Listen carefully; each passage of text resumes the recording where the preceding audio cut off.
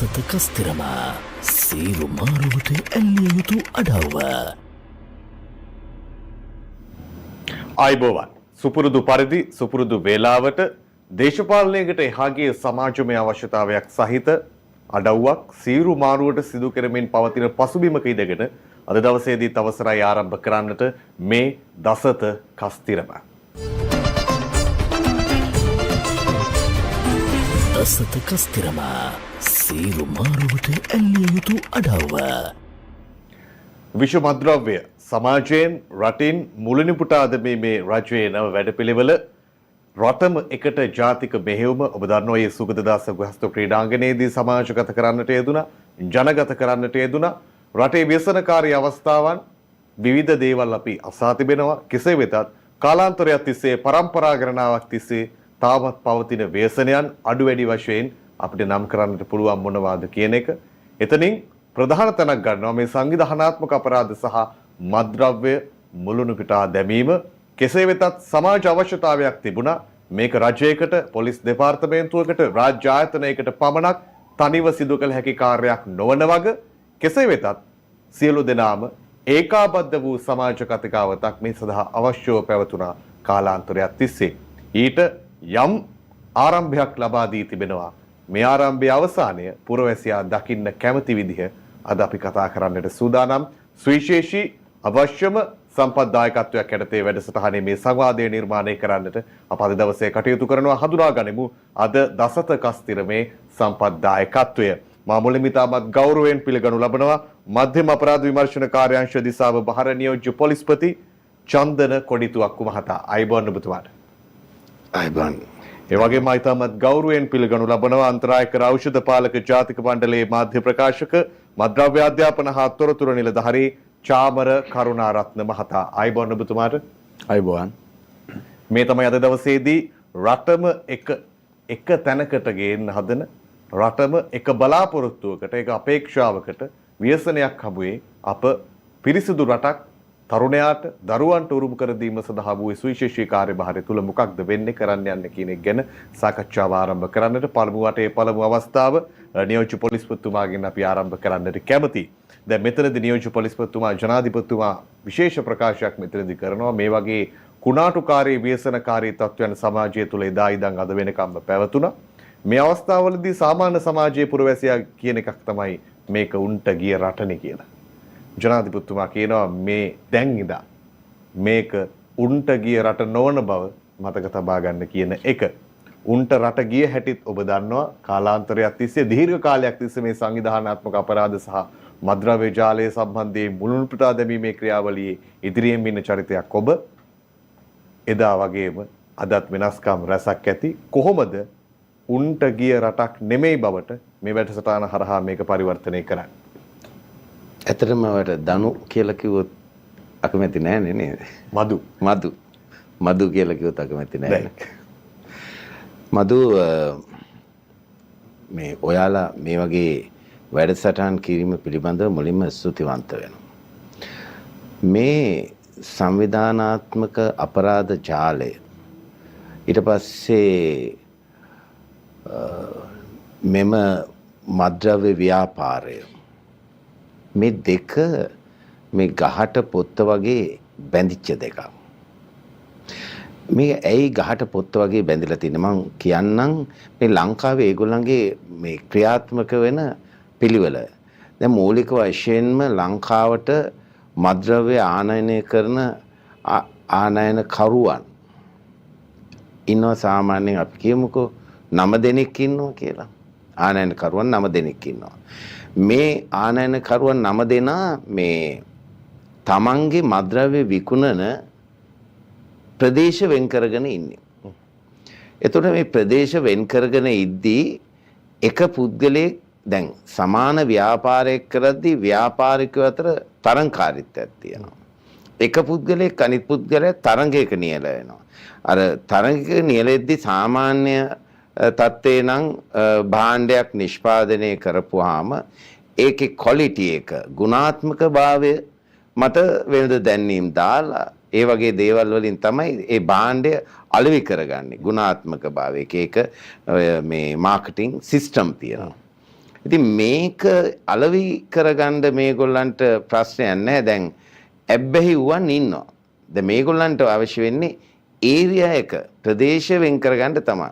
ඉතින් ප්‍රදේශ වෙන් කරගන්න තමයි ඒගොල්ලෝ ගාව අවි කණ්ඩායමක් තියාගෙන ඉන්නේ. එතකොට මෙහෙන් මද්ද්‍රව්‍ය ගෙන්නනවා. ඒගොල්ලෝ ගාව ඉන්න අවි කණ්ඩායමෙන් මොකද කරන්නේ? අර තමන්ට විරුද්ධ මද්ද්‍රව්‍ය ජාවාරම්කාරයන්ගේ අපි කියන වෙඩික්කරුවන් ෂූටර්ස්ලට ඒගොල්ලන්ට වෙඩි තියෙනවා. ඒගොල්ලන් අලෙවි කරන කට්ටියට වෙඩි තියෙනවා.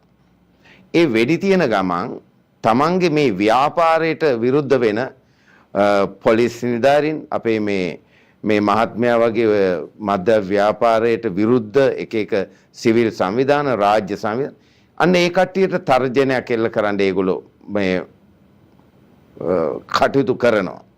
දැන් මම ඒක කතාවක් තියෙන එක මගෙන් පස්සේ අහන්න නීතිඥ මහත්තයෝගේ කතාවක්.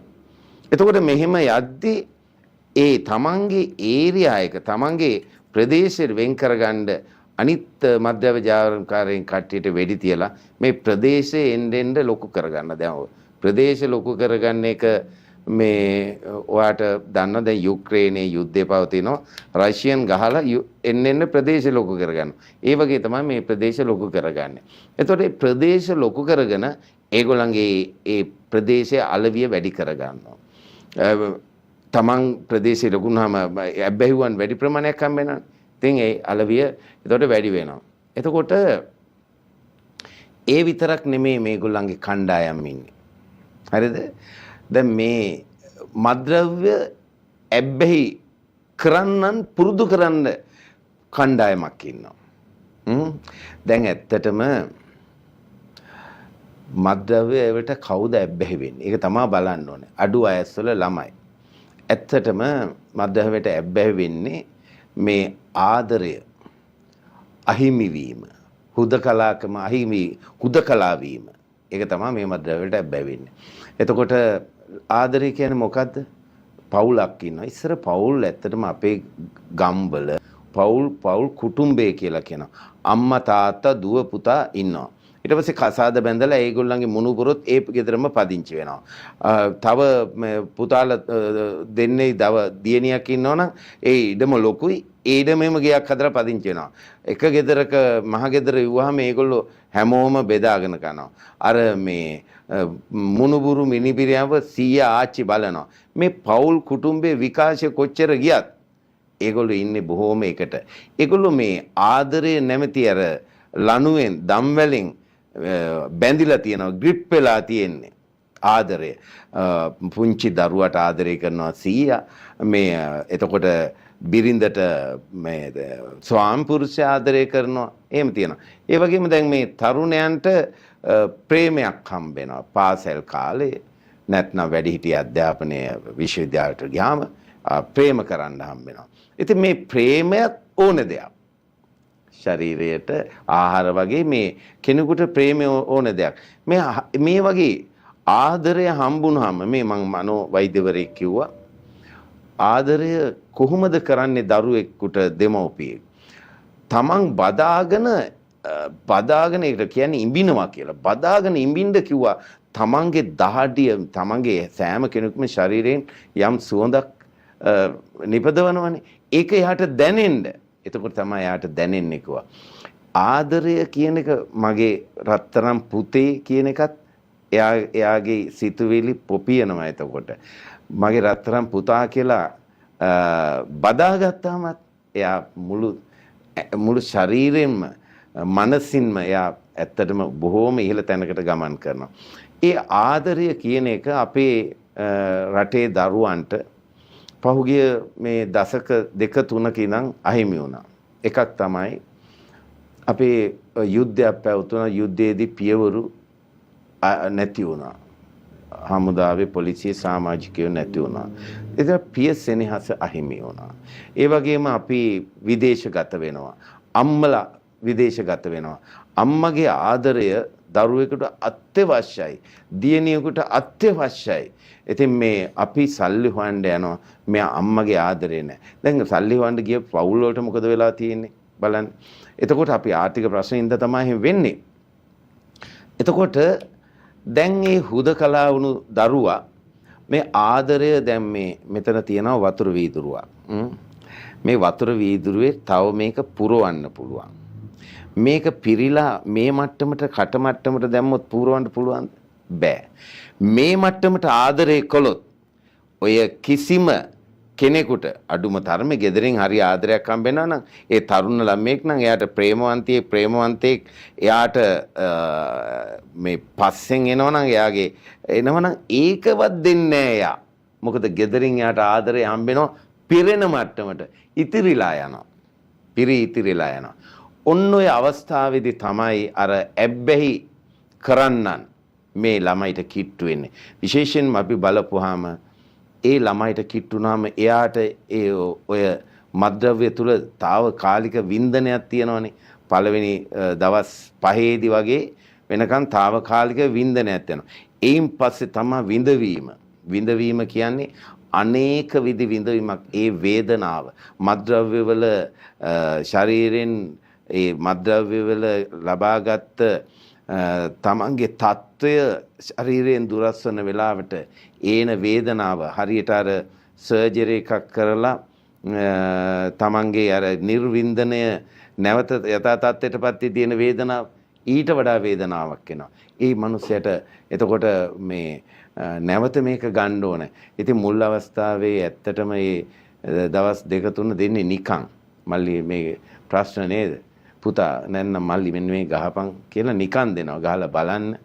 එයා ඒක අරගත්තට පස්සේ දවස් 5න් පස්සේ උඹට ඉතින් දැන් දවස් 5ක් දුන්නනේ. දැන් දෙන්න බෑ. සල්ලි දෙන්න කියන. ඉතින් එයා සල්ලි ගෙදරින් ගන්නවා. එන්න එයාගේ ප්‍රමාණීය ස්ට්‍රෙන්ත් එක වැඩි කරන්න වෙනවා. සල්ලි පළවෙනි දවසේ ගන්නවා, දෙවෙනි දවසේ ගන්නවා, තුන්වෙනි දවසේ එහෙම හොරකම් කරන්නේ ඒතර අහු වෙනවා. ඊට පස්සේ අම්මගේ චේන් එක හොරකම් කරනවා, විකුණනවා. ඉතින් ගෙදරත් ප්‍රශ්න අම්මලත් දිනුදු භාවයටපත් වෙනවා. ඊට පස්සේ දැන් සල්ලි ඕනේ අල්ලපු ගෙදර හොරකම් කරන්න යනවා, යාළුවන්ගේ හොරකම් කරනවා. මෙයා හොරකමට අහු වෙනවා, බන්ධනාගාරගත වෙනවා, බන්ධනාගාරයට ඇතුළට යනවා. දැන් අපරාධකාරයෙක්. දැන් එතකොට එයා එළියට ආපුවාම අර ජාවාරම්කාරය බලාගෙන ඉන්නවා. බලා ඉඳලා දැන් මෙයාට මේක ඕනේ මට ඕනේ ගෙනත් දෙන්න කියනවා. දෙනවා අය. දීලා කියනවා පුතා ඔයා දැන් ඕකට කරනවා නම් ඉතින් දිගටම දැන් අපිට දෙන්න බෑ. ඔයාට සල්ලි උපය ගන්න. මේ බඩු තියනවා ඔයා විකුණන්න. අන්න. එයාව ව්‍යාපාරයට සම්බන්ධ කරගන්නවා. එතකොට මේ ව්‍යාපාරයට සම්බන්ධ වෙන ඕක තමයි සිද්ධ වෙන්නේ. ඇත්තටම ඒ වුණාට අර ජාවාරම් කරු ඉන්නේ මේ ජාවාරම් කරු කෙනෙක් ඉතාලම හොඳට ඇඳලා ටයි කෝට් දාලා එහෙම නැත්නම් ජාතික ඇඳුම් අඳිනවා ජාවාරම් කරු අපි දන්න කට්ටිය. ඉතින් අපි පේනවා ජාතික ඇඳුම් ඇඳගෙන ඉන්නවා. හොඳ ලොකු වාහනවල V8 වල යන්නේ. ඇසුරු කරන්නේ පන්සල්වල ලොකු හාමුදුරුවෝ. එහෙම නැත්නම් ලොකු ඉහළ පෙළේ රාජ්‍යයේ නිලධාරී. ඊට පස්සේ ධනය දෙනවා මේ තැන් වලට ගිහිල්ලා මලගයක් තිබ්බොත් අනිත් කෙනෙක් රුපියල් 5000ක් දෙනවා නම් මෙයා 50000ක් දෙන්නේ. ගමේ තියෙන මලගෙවල් වලට පෙට්ටි අරන් දෙනවා. සල්ලි කොහෙන් දෙන්නේ කියලා කාටවත් නැහැ. හැබැයි ඒක පෙන්නඳ අර ව්‍යාපාරය මතු පිටින් පොඩ්ඩක් ගෙනියනවා. ඒක ලාභ ලැබුවත් එකයි පාඩු ලැබුවත් එකයි. ඒකට කියනවා ඔය අපි කියමු මේ ක්‍රීම් බිස්නස් වගේ එකක් ඉතින් කරනවා. ලාභ ලැබුණත් පාඩු ලැබුණත් එකයි. නමුත් ඒක වෙන්නේ එයාට වෙන පැත්තකින් එන ආදායම. ඒත් එයා මද්ද්‍රව්‍ය මෙහ අල්ලන්නෙත් නැහැ. කෙටියෙන් ගත්තා. අපි කෙටියෙන් අවසන් කරමු පළවෙනි වටේ. ඔව්. අල්ලන්නෙත් නැහැ. හොඳයි මම මේ තව තියෙනවා කියන්නේ මට කතාවට බාධා කරන්න හිතෙන්නේ නැහැ. දැන් කොතනින්ද ඔක නවත්ත ගන්න කියන එක කල්පනා කරනකොට නවත්තන්න හිතෙන්නේ නැහැ. මේක තමයි මේ යථාර්ථය. අර අපි කිව්වේ මේක උන්ට ගිය රට නිර්මාණය වෙන විදිහ ඉතාමත් තේරෙන විදිහට පුරවැසියාට තේරෙන සරල භාවයෙන් නියෝජ්‍ය පොලිස්පතිතුමා පැහැදිලි කරා. මේක දීර්ඝව අපි පැහැදිලි කරගත යුතු වෙනවා මීළඟ වටේදී. ඒ නිසා අර පළමු වටේ මූලික අවස්ථාව අපි යොමු කරනවා චාමර කරුණාරත්න මහත්මයාට යම් ප්‍රවේශයක් ලබා ගන්නට වැඩසටහන තුල. මෙතන මෙතුමල්ලා දීර්ඝ කාලයක් තිස්සේ චාමර මහත්මයා මේ මද්ද්‍රව්‍ය සංවිධානාත්මක අපරාධ සිවිල් සමාජයේ පවතින නීතිය කඩකිරීමේ අවස්ථාවන් හරවත් සමාජයක් සමාජ හර පද්ධතීන් සුරකිත සමාජයක් බිහි කරන්නට අවශ්‍ය කටයුතු කාලාන්තරයක් තිස්සේ කරනවා. අභියෝග තියෙනවා. නමුත් රටම එකට ජාතික මෙහෙයුම එවන් පසුබිමක නිර්මාණය වෙනවා. දැන් ඔබ රජය නියෝජනය කරන නිසා මම අහන්න කැමති මේ සංවිධානාත්මක අපරාධ මැඩලීමේ ක්‍රියාවලියන් මෙහෙයුම් සිද්ධ වෙන අතරවාරේ කුමන අරමුණක් අරඹයාද මේ රටම එකට ජාතික මෙහෙයුම රාජ්‍ය පද්ධතිය තුළ නිර්මාණය වෙන්නේ? තෝමද මදුක මුලින්ම ස්තුතිවන්ත වෙනවා. අන්තරායක ඖෂධ පාලක ජාතික මණ්ඩලයේ විදිහට අපි මේ ප්‍රශ්නය ගැන විවෘතව අපේ සමාජයේ මහ ජනතාව දැනුවත් කරන්න මේවන් ගුවන් කාලයක් වෙන් කිරීම සම්බන්ධයෙන්. අපි දන්නවා මදුක ලෝකයේ මද්ද්‍රව්‍ය ගැටලුව කියන්නේ මේ ව්‍යසනය කියන්නේ ගෝලීයයි. එතකොට අපි අපේ දේශ සීමාව අපේ දූපතටම විතරක් කොටු වුණු එකක් නෙමෙයි මේක. මේ ගෝලීය ගැටලුව. ගෝලීය ගැටලුව කොයිතරම් ප්‍රබලද කියන එක මදු අපි තේරුම් ගන්න ඕනේ මදුක එක්සත් ජාතීන්ගේ මද්ද්‍රව්‍ය අපරාධ පිළිබඳ කාර්යාලය. අපි කියනවා UNODC. අලුත්ම වාර්තාව. ඒ කියන්නේ 2025 වාර්තාවේ පෙන්නනවා ලෝකයේ විෂ මද්ද්‍රව්‍ය භාවිතයේ වැඩිවීම සම්බන්ධයෙන් සංඛ්‍යා දත තියෙනවා. මදුක 2023 වෙද්දින් දත්ත තියෙනවා ලෝකේ විෂ මද්ද්‍රව්‍ය පාවිච්චි කරපු එක් වරක් හරි. ඒ කියන්නේ අවුරුදු 15යි 64යි වයස් සීමාවේ එක් වරක් හරි විෂ මද්ද්‍රව්‍ය පාවිච්චි කරපු පුද්ගලයන් ඉන්නවා මිලියන 316ක්. මිලියන් 316ක් ඉන්නවා. මෙතන වැඩිම ප්‍රමාණයක් ඉන්නේ මදුක ගංජා භාවිතා කරපු අය විෂ මද්ද්‍රව්‍යයක් විදියට කැනබිස්. එතන ඉන්නවා මදුක මිලියන 244ක්. ඊට අමතරව දෙවෙනියට වැඩිම ප්‍රමාණයක් ඉන්නේ මිලියන 61ක්. ඒ තියෙන්නේ හෙරෝයින් පාවිච්චි කරපු අය. තුන්වෙනියට වැඩිපුරම ඉන්නේ මිලියන 31ක්. ඒ තියෙන්නේ ඇම්ෆෙටමින්. එහෙම නැත්නම් මෙතැම්ෆෙටමයින් කියනවා අපි අයිස් කියන මද්ද්‍රව්‍ය. ඊට අමතරව මිලියන 25ක් ඉන්නවා කොකේන් යූසර්ස්ලා. ඊට අමතරව මිලියන 21ක් ඉන්නවා අපි කියන එක්ස්ට්‍රසි. එහෙම නැත්නම් MDMA. එහෙම නැත්නම් අපි කියනවා ක්ලබ් ඩ්‍රග් පාවිච්චි කරපු අය. මෙන්න ලෝකේ මිලියන ගණන් වලින් විෂ මද්ද්‍රව්‍ය භාවිතයේ වැඩිවීම මදුක මේ අවුරුදු 10 ඇතුලේ 128ක වර්ධනයක් ලෝකේ විෂ මද්ද්‍රව්‍ය භාවිතේ. සමස්ත ලෝකේ ස්වභාවය මම කියන්නේ ඒත් එක්ක අපි ලංකාවට මොකද අපිට මේක ලංකාව කොටු කරලා ලංකාව වෙන් කරලා මේ ප්‍රශ්න ගැන කතා කරන්න බෑ බදු මදුක මේක ගෝලීයයි. දැන් අපේ පොලිස් අධිකාරිතුමන් කිව්වා මේක සංවිධානාත්මක අපරාධයක්. ඔව් ඇත්ත. මද්ද්‍රව්‍ය ජාවාරම විතරක් නෙමෙයි මිනිස් ජාවාරම, අවි ආයුධ ජාවාරම, මුදල් විශුද්ධිකරණය, සයිබර් ක්‍රයිම් මෙතුමා ඊළඟට කතා කරා ඒ ගැන. මේ පහම සංවිධානාත්මක අපරාධවල මූලිකත්වය. හැබැයි ඒකේ පළවෙනි එක තමයි මොකද අනික හතරම මදුක ගැට ගැහිලා තියෙන මද්ද්‍රව්‍ය ජාවාරමත් එක්ක. ඒ කියන්නේ අපි ගත්තොත් මුදල් විශුද්ධිකරණය පහුගිය කාලේ සිදුවීම් දැක්කනේ. එතකොට මද්ද්‍රව්‍ය ජාවාරමත් එක්ක බැඳුණු තවත් ජාවාරම් බොහොමයක් තියෙනවා සංවිධානාත්මක අපරාධවල. එතකොට මේ අපරාධවල සදර්ලන් කියලා එඩ්වින් සදර්ලන් කියලා අපරාධ විද්‍යාඥයෙක් ඉන්න ඔහු කියනවා මදුක මේ සංවිධානාත්මක අපරාධවල තුන් ගොල්ලයි එන්නේ. ව්‍යාපාරිකව, දේශපාලනඥයෝ සහ සුදු කරපරේ වෘත්තිකයෝ. එතකොට මදුක අපිට සටන් කරන්න තියෙන්නේ ජනාධිපතිතුමන් ඇතුළු සමස්ත මිලියන 22කට සටන් කරන්න තියෙන්නේ ඩෙන්ගු මර්ධනයක් නෙමෙයිනේ. ඒ කියන්නේ ඩෙන්ගු මර්ධනයේ තියෙන්නේ අපිට ප්‍රශ්නයක් නැහැ ඩෙන්ගු මදුරුවත් එක්කනේ සටන. හැබැයි මෙතන තියෙන්නේ අපිට විරුද්ධව ඉන්න සතුරෝ අති ප්‍රබලයි මූල්‍ය ශක්තිය ඇති. විෂ මද්ද්‍රව්‍ය ගැටලුව තුරන් කිරීමේ ජනාධිපතිතුමන්ගේ රටම එකට මේ ප්‍රොජෙක්ට් එක ඇතුළෙම තියෙන්නෙම ඉල්ලුම සහ සැපයුම අවම කිරීම. මෙච්චරයි මදුක තියෙන්නේ ලෝකේ කරන්න තියෙන. අපි දන්නවා සප්ලයි රිඩක්ෂන් සහ ඩිමාන්ඩ් රිඩක්ෂන්. එතකොට මේ දෙකෙන් එකක් හරි අඩු වුණොත් ප්‍රශ්නේ උඩු දුවනවා. උදාහරණයක් අපි කියමු සප්ලයි එක අඩු කරා කියලා. හැබැයි ඉල්ලුම වැඩි නම් ඒකට විකල්ප හොයා ගන්නවා. උදාහරණයක් අපි ගත්තොත් මේ මාස 10 ඇතුලේ මේ රටේ අපි කියනවා මත් පෙති සහ මත් කරල් 36 ලක්ෂයක් අත්අඩංගුවට ගන්නවා. අන්න සමහර වෙලාවට විකල්ප හොයා ගන්නවා.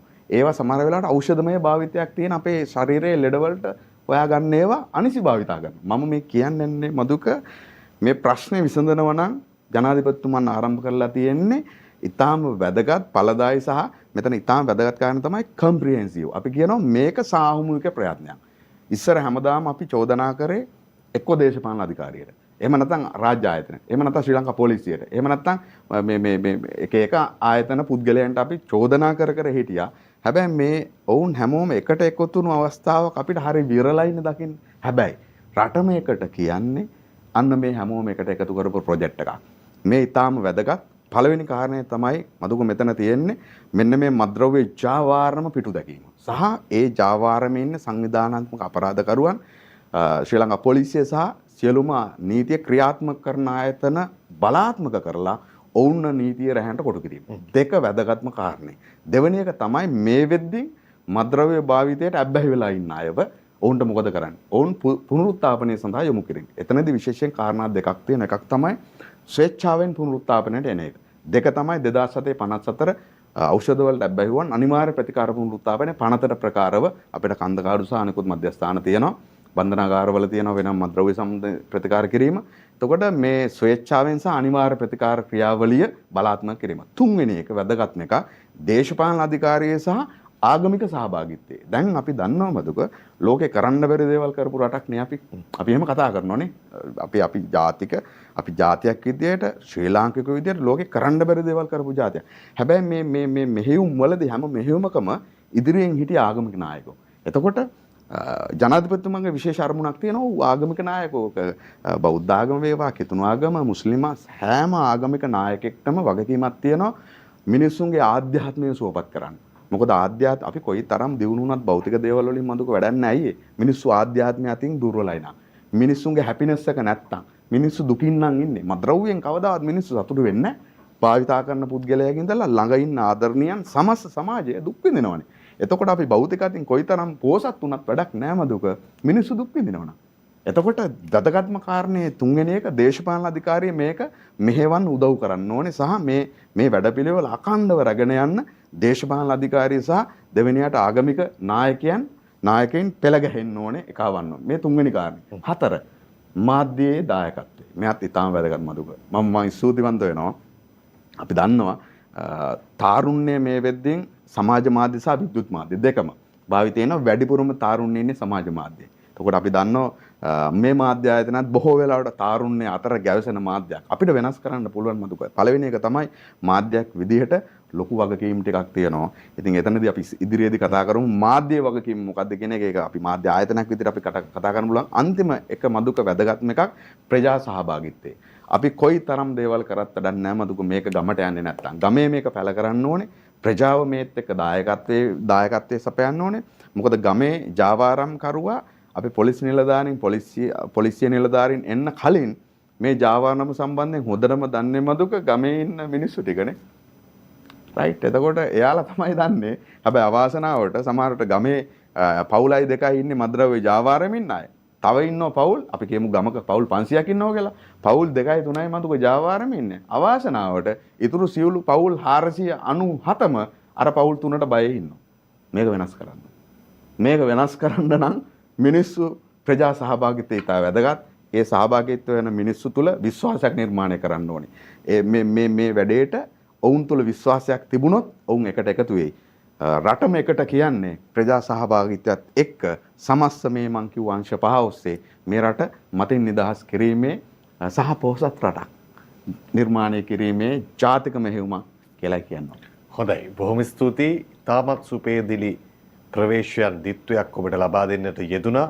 ජනතාවට අවශ්‍යව තිබුණේ විශ්වාසයක්. මොකද ශ්‍රී ලංකා පොලිසිය රාජ්‍ය ආයතන දිගින් දිගටම මේ අභියෝගයත් එක්ක කාලාන්තරයක් තිස්සේ සටන් කරනවා. හැබැයි මේ පිළිබඳ විශ්වාසයක්, අපේක්ෂාවක්, බලාපොරොත්තුවක් පුංචි සමාජය ඇතුළේ ජීවත් වෙන, පුංචි ගම ඇතුළේ, නගරය ඇතුළේ ජීවත් වෙන මිනිස්සුන්ට තිබ්බද කියන ප්‍රශ්නාර්ථය, ඒ උනන්දුව කැමැත්ත තිබ්බද කියන ප්‍රශ්නේ තිබුණා. හැබැයි මේ ප්‍රශ්නේ වෙනුවට උත්තරේ විදිහට විශ්වාසය ඇති කරන්න සූදානම් මෙවන් වැඩසටහනක් හරහා අපි සූදානම් පළමු විරාමයට යමු. අසත කස්තිරම සීරු මාරුවට ඇල්ලිය යුතු අඩව්ව.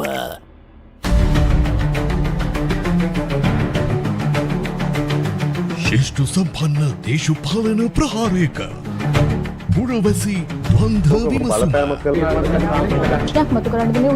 දේශපාලන ආඛ්‍යානයන් පුරවැසි මානයන් මත හිඳ ප්‍රහාරයට ලක් කරන එක් පැය මාරය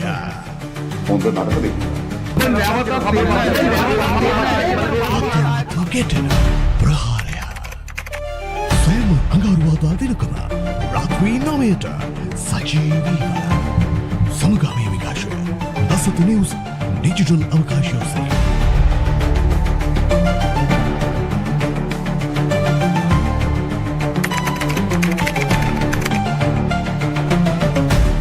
දසත සිසාරා විශ්වාසයේ සන්නාමය. දැනගත යුතු දේ සැනින් දැනගත හැකි ප්‍රවේශයක්. වාරණ නොමැති පැහැදිලි වාර්තාකරණයක්. පාට කල්ලි නොමැති ජනතා නියෝජනයක්. කලබලය පසක තැබූ අවේගයෙන් තොර තොරතුරු වේගයක්. සැනින් එසැනින් විශ්වාසය මත පදනම් වූ වාර්තාකරණයක්. දසත සිසාරා විශ්වාසයේ සන්නාමය. දසත නිවුස් විශේෂ පුවත් විකාශය. නිරතුරුව සෙවිල්ලෙන් පුවත් ලද සැනින් එය රූපවංශයට විශ්වාසයෙන් රැඳෙන්න දැනගන්න අප ඔබ ළඟින්ම දසත Breaking News.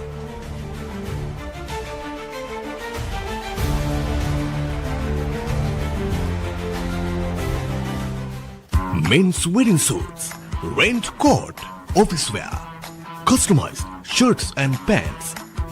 Most dress designers. Siduwa Dasata Sisara Vishwase Sannamaya. Dasata News. දවසේ දසත පැතිරුණු පුවත් ඇසිල්ලෙන් දැනගන්න දසත YouTube නාලිකාව සබස්ක්‍රයිබ් කරන්න.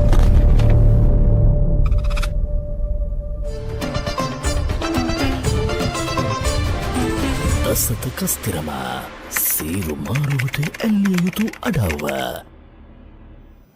විරාමෙන් අනතුරු අපි යලිත් දසත කස්තිරම සමගින් මායාකාරී කුණාටුවක් රටින් මුළුණුපුටා දැමීමේ සමාජමය වගකීම සමාජ ආමන්ත්‍රණයක් විදියට සිද්ධ කරන්න තමයි වැඩසටහනේ ගුවන් කාලය අද මේ වෙනුවෙන්ම වෙන් කරන්නට තීරණය කරන්නේ. ඔබ දන්නවා කවුද සම්පත් දායකත්වයේ කියලා. අපි නැවතත් සංවාදය ආරම්භ කරන්න සූදානම්. මධ්‍යම අපරාධ විමර්ශන කාර්යාංශ දිසාව බහර නියෝජ්‍ය පොලිස්පති චන්දන කොඩිතුවක්කු මහත්මයා සුවිශේෂී ප්‍රවේශයක් ලබා ගනු ලැබුවා. මෙතනදී මේ මායාකාරී කුණාටුව රටින් මුළුණුපුටා දැමීමේ සමාජමය වගකීම නිර්මාණය කරන්නට දරන වෑයමේ මේ මායාකාරී කුණාටුව ඇතුළේ ඉන්න ප්‍රධාන සාධකයේ විදිහට ඔබ අර්ථකථනය කරන්නේ ජාවාරම්කරුවා. ඉල්ලුම හෝ සැපයුම වේවා මේක සමාජය ඇතුළේ යම් තුලිත භාවයක් නිර්මාණය කරන්නට හෝ සම්පූර්ණයෙන් ඉවත් කිරීමට හෝ යම් කිසි ක්‍රියාදාමයක් සිද්ධ කරනවා නම් ජාවාරම්කරුවා මත තමයි ඒ ප්‍රධාන මෙහෙයුමේ ප්‍රධාන අංග ටික ක්‍රියාත්මක වෙන්නේ. ජාවාරම්කරුවා අපි එතනින් පැහැදිලි කරගමු. ඔමතුක දැන් ජාවාරම්කරුගේ මම දෙකක් කිව්වා. එකක් තමයි එයාගේ ගාව ඉන්න අවි කණ්ඩායම ගැන. එයාලගේ ආරක්ෂාවට ඒරියක විශාල කරගන්න ප්‍රදේශය විශාල කරගන්න එයාලට එන විරුද්ධ බලවේග මැඩලන්ඩ කෙලිම ජීවිතය නැති කරන්න ඉන්න අවි කණ්ඩායම. දෙක තමයි මේ මද්ද්‍රව්‍ය ළමුන් සඳහා පුරුදු කරන කණ්ඩායම. ඇබ්බැහි කරන කණ්ඩායම. එහෙම කණ්ඩායමක් ඉන්නවා. තව එයා ගාව ඉන්නවා එයාගේ චරිතය පුම්බන්න. එයා හොඳ සමාජශීලී ක්‍රියාකාරයෙක් එයා මෙහෙමයි කියලා චරිතය පුම්බන්න. ඒ වගේ වෙලාවදී කරන්නේ මදුක මේ ටීවී channel වල වැඩසටහන් සල්ලි ගෙවලා ගන්නවා. ඒක ඔබතුමාට මම කියන්නේ ඔබ ආයතනයක් ටීවී ආයතනයක් ඉඳලා. ඒ වගේම සමාජ ක්‍රියාකාර අද YouTube කියන කට්ටිය එතකොට පුරවැසි සංවිධාන විවිධ නම් ආකර්ශනීය නම් වලින් ඉන්නවා. ඒ සේරම කරන්නේ සල්ලි අරගෙන කියන එක. සල්ලිය දැන් මහේස්ත්‍රාත් තුමෙක් ඉන්නවා නම් මද්ද්‍රව්‍ය අහුනහම ඊටාම දැඩිව නීතිය ක්‍රියාත්මක කරනවා. නැත්නම් ප්‍රදේශයේ තරුණ ස්ථානාධිපතිවරයෙක් ඉන්නවා නම් දුවලා පැනලා මේවා අල්ලලා විනාශ කරන. නැත්නම් ජ්‍යෙෂ්ඨ අපි කියමු පොලිස්පතිවරයෙක් ඉන්නවා නම් මේකට දැඩි ප්‍රහාර එල්ල කරන. අන්න ඒ වගේ කට්ටියගේ චරිතය විනාශ කරන්න අර YouTubers අන්න ඒ වගේ මේ සෝෂල් මීඩියා භාවිතා කරනවා. මාධ්‍ය භාවිතා කරනවා. ටීවී channel භාවිතා කරනවා. එහෙම නැත්නම් පුවත්පත් භාවිතා කරනවා. මේක මම මෙහෙම කිව්වහම දැන් මදුකට තේරෙනවා ඇති මේ රටේ එක එක චරිතවලට මේ ගහන්නේ මොකද කියලා. මේක තමයි මේ කරන්නේ. ඒ කියන්නේ මේ පුද්ගලයාව වටන්න හදනවා. එතකොට මෙන්න මේ වගේ දැන් මම කියන්නම් අර නීතිඥ මහත්තයෙකුගේ කතාව මේ ළඟදී පුද්ගලයෙක් පොලිස් අත්අඩංගුවේ ඉද්දි නීතිඥ මහත්තයෙක් රටේ නම ගිය ඉතාම ප්‍රසිද්ධ ජනාධිපති නීතිඥ මහත්මයෙක් කතා කරලා කිව්වා පිට රටේ ඉඳන් අහවල් තැන අපේ පුද්ගලයෙක් අත්අඩංගුවට අරගෙන ඉන්නවා කරුණාකරලා ගිහිල්ලා මේ මිනිහට ඉක්මනට රිමාන්ඩ් කරලා දාන්න කියලා. පොලිස් කස්ටඩියේදී දැන් මේ අරකයි මේකයි කියනවා මේ ජීවිතේ විශ්වාස නැහැ රිමාන්ඩ් කළා. දැන් මෙයා මේ නීති රජයේ ජනාධිපති නෑ ජනාධිපති නීතිඥතුමා කිව්වා හොඳයි මං යන්නම් පොලිසියට. හැන්ද වෙනකන් මේ මහත්තයට එන්න බැරුණා. දැන් ගාන පොරොන්දු වුණා ලක්ෂ 25යි 15ක් ගෙව්වා. 15ක් ගෙව්වා. ඊට පස්සේ හැන්දේ මහත්තයා ඉතින් මං කිව්වනේ යන්නකෝ අර විනියව අද රැයට මොන හරි වෙයිද දන්නේ නැහනේ. මේ ගිහිල්ලා කොහොම හරි ඔක මේ රිමාන්ඩ් කරලා දාන්න මං. හරි මිනිස්සු මම පිටරටින් මේ කෝල් එකේ මම යන්නම් කියලා කිව්වා. රෑ 9ට කතා කරා. තාම ගියේ නැහනේ. තමුසේ යනවද මං ඔතෙන්ට ඔළුවට දෙන්න එකෙක් එවන්නද කියලා ඇහුවා. ඇත්ත කතාව මේ කියන්නේ. ජනාධිපති නීතිඥතුමා කිව්වා ඇත්තද? එහෙනම් මේ වගේ ලක්ෂ 15 ගෙනියන්න. ලක්ෂ 15 මං ගෙනියන්නෙත් නැහැ. තමුසේ යන්නත් ඕනේ කිව්වා. ජනාධිපති නීතිඥතුමා පොලිසියට ගියා. ඔවුන් අද රටේ තත්ත්වය. අපි මේක සරලව හිතන්න ඕනේ නැහැ. දැන් එතකොට මේකේ ඉන්නවා අන්න ඒ වගේ ඒ ජාවාරම්කාරෝ ඔහු හිටියේ පිටරට. දැන් මේ වගේ විවිධ කොටස් මාධ්‍ය ස්වාමින් වහන්සේලව වැරදි විදියට භාවිතා කරනවා. දුර්වල මනස තියෙන පොලිස් නිලධාරීන්ව බිලි බා ගන්න හදනවා. දුර්වල මනස තියෙන විනිශ්චයකාරවරුන්ව බිලි බා ගන්න හදනවා. දැන් බලන්න මේ මෑත භාගයේ පොලිසිය වැඩිම පිරිසක් ඉන්ටර්ඩික් වුණා. ඒ මොකද මේ දැන් කොච්චර අපි ෆිල්ටර් කරලා ගත්තත් අර රොඩු එනවනේ. දැන් බලන්න මහේස්ත්‍රාත්වරු විනිශ්චයකාරවරු වැඩිම පිරිසක් මේ මාස දෙකේ ඉන්ටර්ඩික් වුණා. ඒ මොකද දුර්වල මනස තියෙන කට්ටිය ගාවට මේගොල්ලෝ යනවා ටච් කරනවා. හරිද? ඉතින් ඒ වගේ මේ මද්‍රව ජාවාරම්කාරය කියන්නේ පුළුල් සංවිධානයක්. අර කම්පැනිස් තියෙන්නේ විවිධ සෙක්ෂන් තියෙනවා. විවිධ සෙක්ෂන් මේක වෙද අපි ඇඟලුම් කර්මාන්තයක් ගත්තොත් කටින් සෙක්ෂන් එක. ඊට පස්සේ ඊට කලින් තියෙනවා මේ ඩිසයින් සෙක්ෂන් එක. ඊට පස්සේ කටින් සෙක්ෂන් එක. ඊට පස්සේ මහාන ක්වොලිටි. එහෙම තියෙනවානේ. ඒ වගේ විවිධ සෙක්ෂන් තියෙන කම්පැනියක් මේක. දැන් අපි මේ විවිධ සෙක්ෂන් තියෙන කම්පැනි තමයි ගුණ මෙතුමා කිව්වා අපි ජාතියක් වශයෙන් පුදුම දේවල් කරපු රටක් කියලා. දැන් මං පොඩි දෙයක් කියන්නම්. ජාතියක් වශයෙන් අපි මේ ළඟදී චීනයේ ජාත්‍යන්තර ත්‍රස්තවාදී වැළැක්වීම සම්බන්ධයෙන් සම්මන්ත්‍රණයක් තිබ්බා. ඒ සම්මන්ත්‍රණයේ විදේශිකය විදියට ආමන්ත්‍රණය කළේ මාත් එතන හිටියා. අපේ පොලිස්පතිතුමා. අපේ පොලිස්පතිතුමාට ඒ අවස්ථාව හම්බුනේ ත්‍රස්තවාදය මුලිනුපුටා දමපු රජයක් වශයෙන්. ඒ රජයක පොලිස්පතිතුමා තමයි ආමන්ත්‍රණය කළේ. දැනගන්න මෙතුමා කිව්වා හරි මේක අපිට කරන්න පුළුවන්. හැබැයි ඒ වෙලාවේ ඒක කරේ විපක්ෂය ආණ්ඩු පක්ෂය එකතු වෙලා කරේ. කවුරුත් විපක්ෂ නායකවරු ඒ වෙලාවේ ගියේ නැහැ මේ විදේශියට කේලම් කියන්න.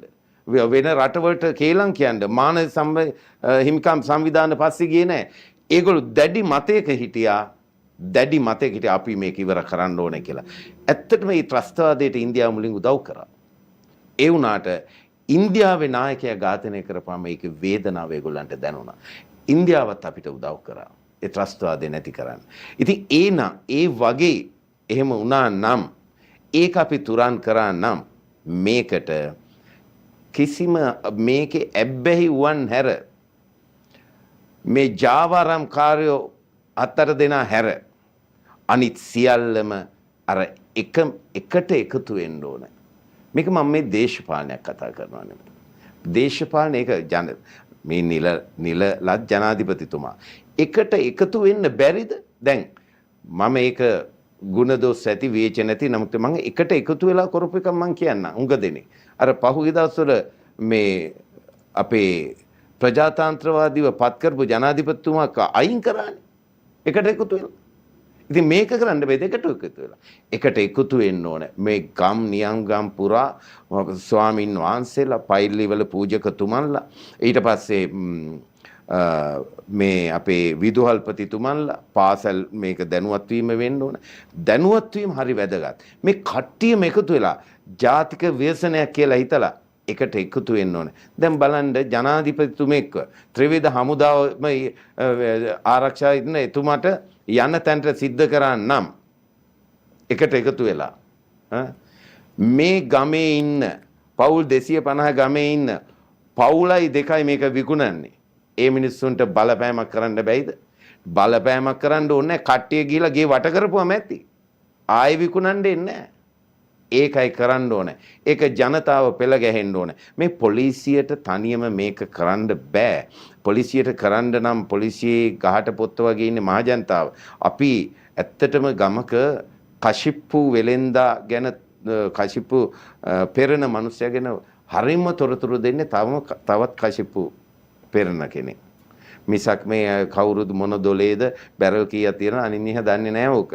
තවත් කශිප්පු පෙරණ කෙනෙක් තමයි. දැන් මේ ව්‍යාපාරේ එහෙම නැහැ. මේ ව්‍යාපාරේ ප්‍රදේශයක් ගත්තාම ඒ ප්‍රදේශෙම විකුණන්නේ එකම බ්‍රෑන්ඩ් එක. එකම පුද්ගලයාගේ බඩු.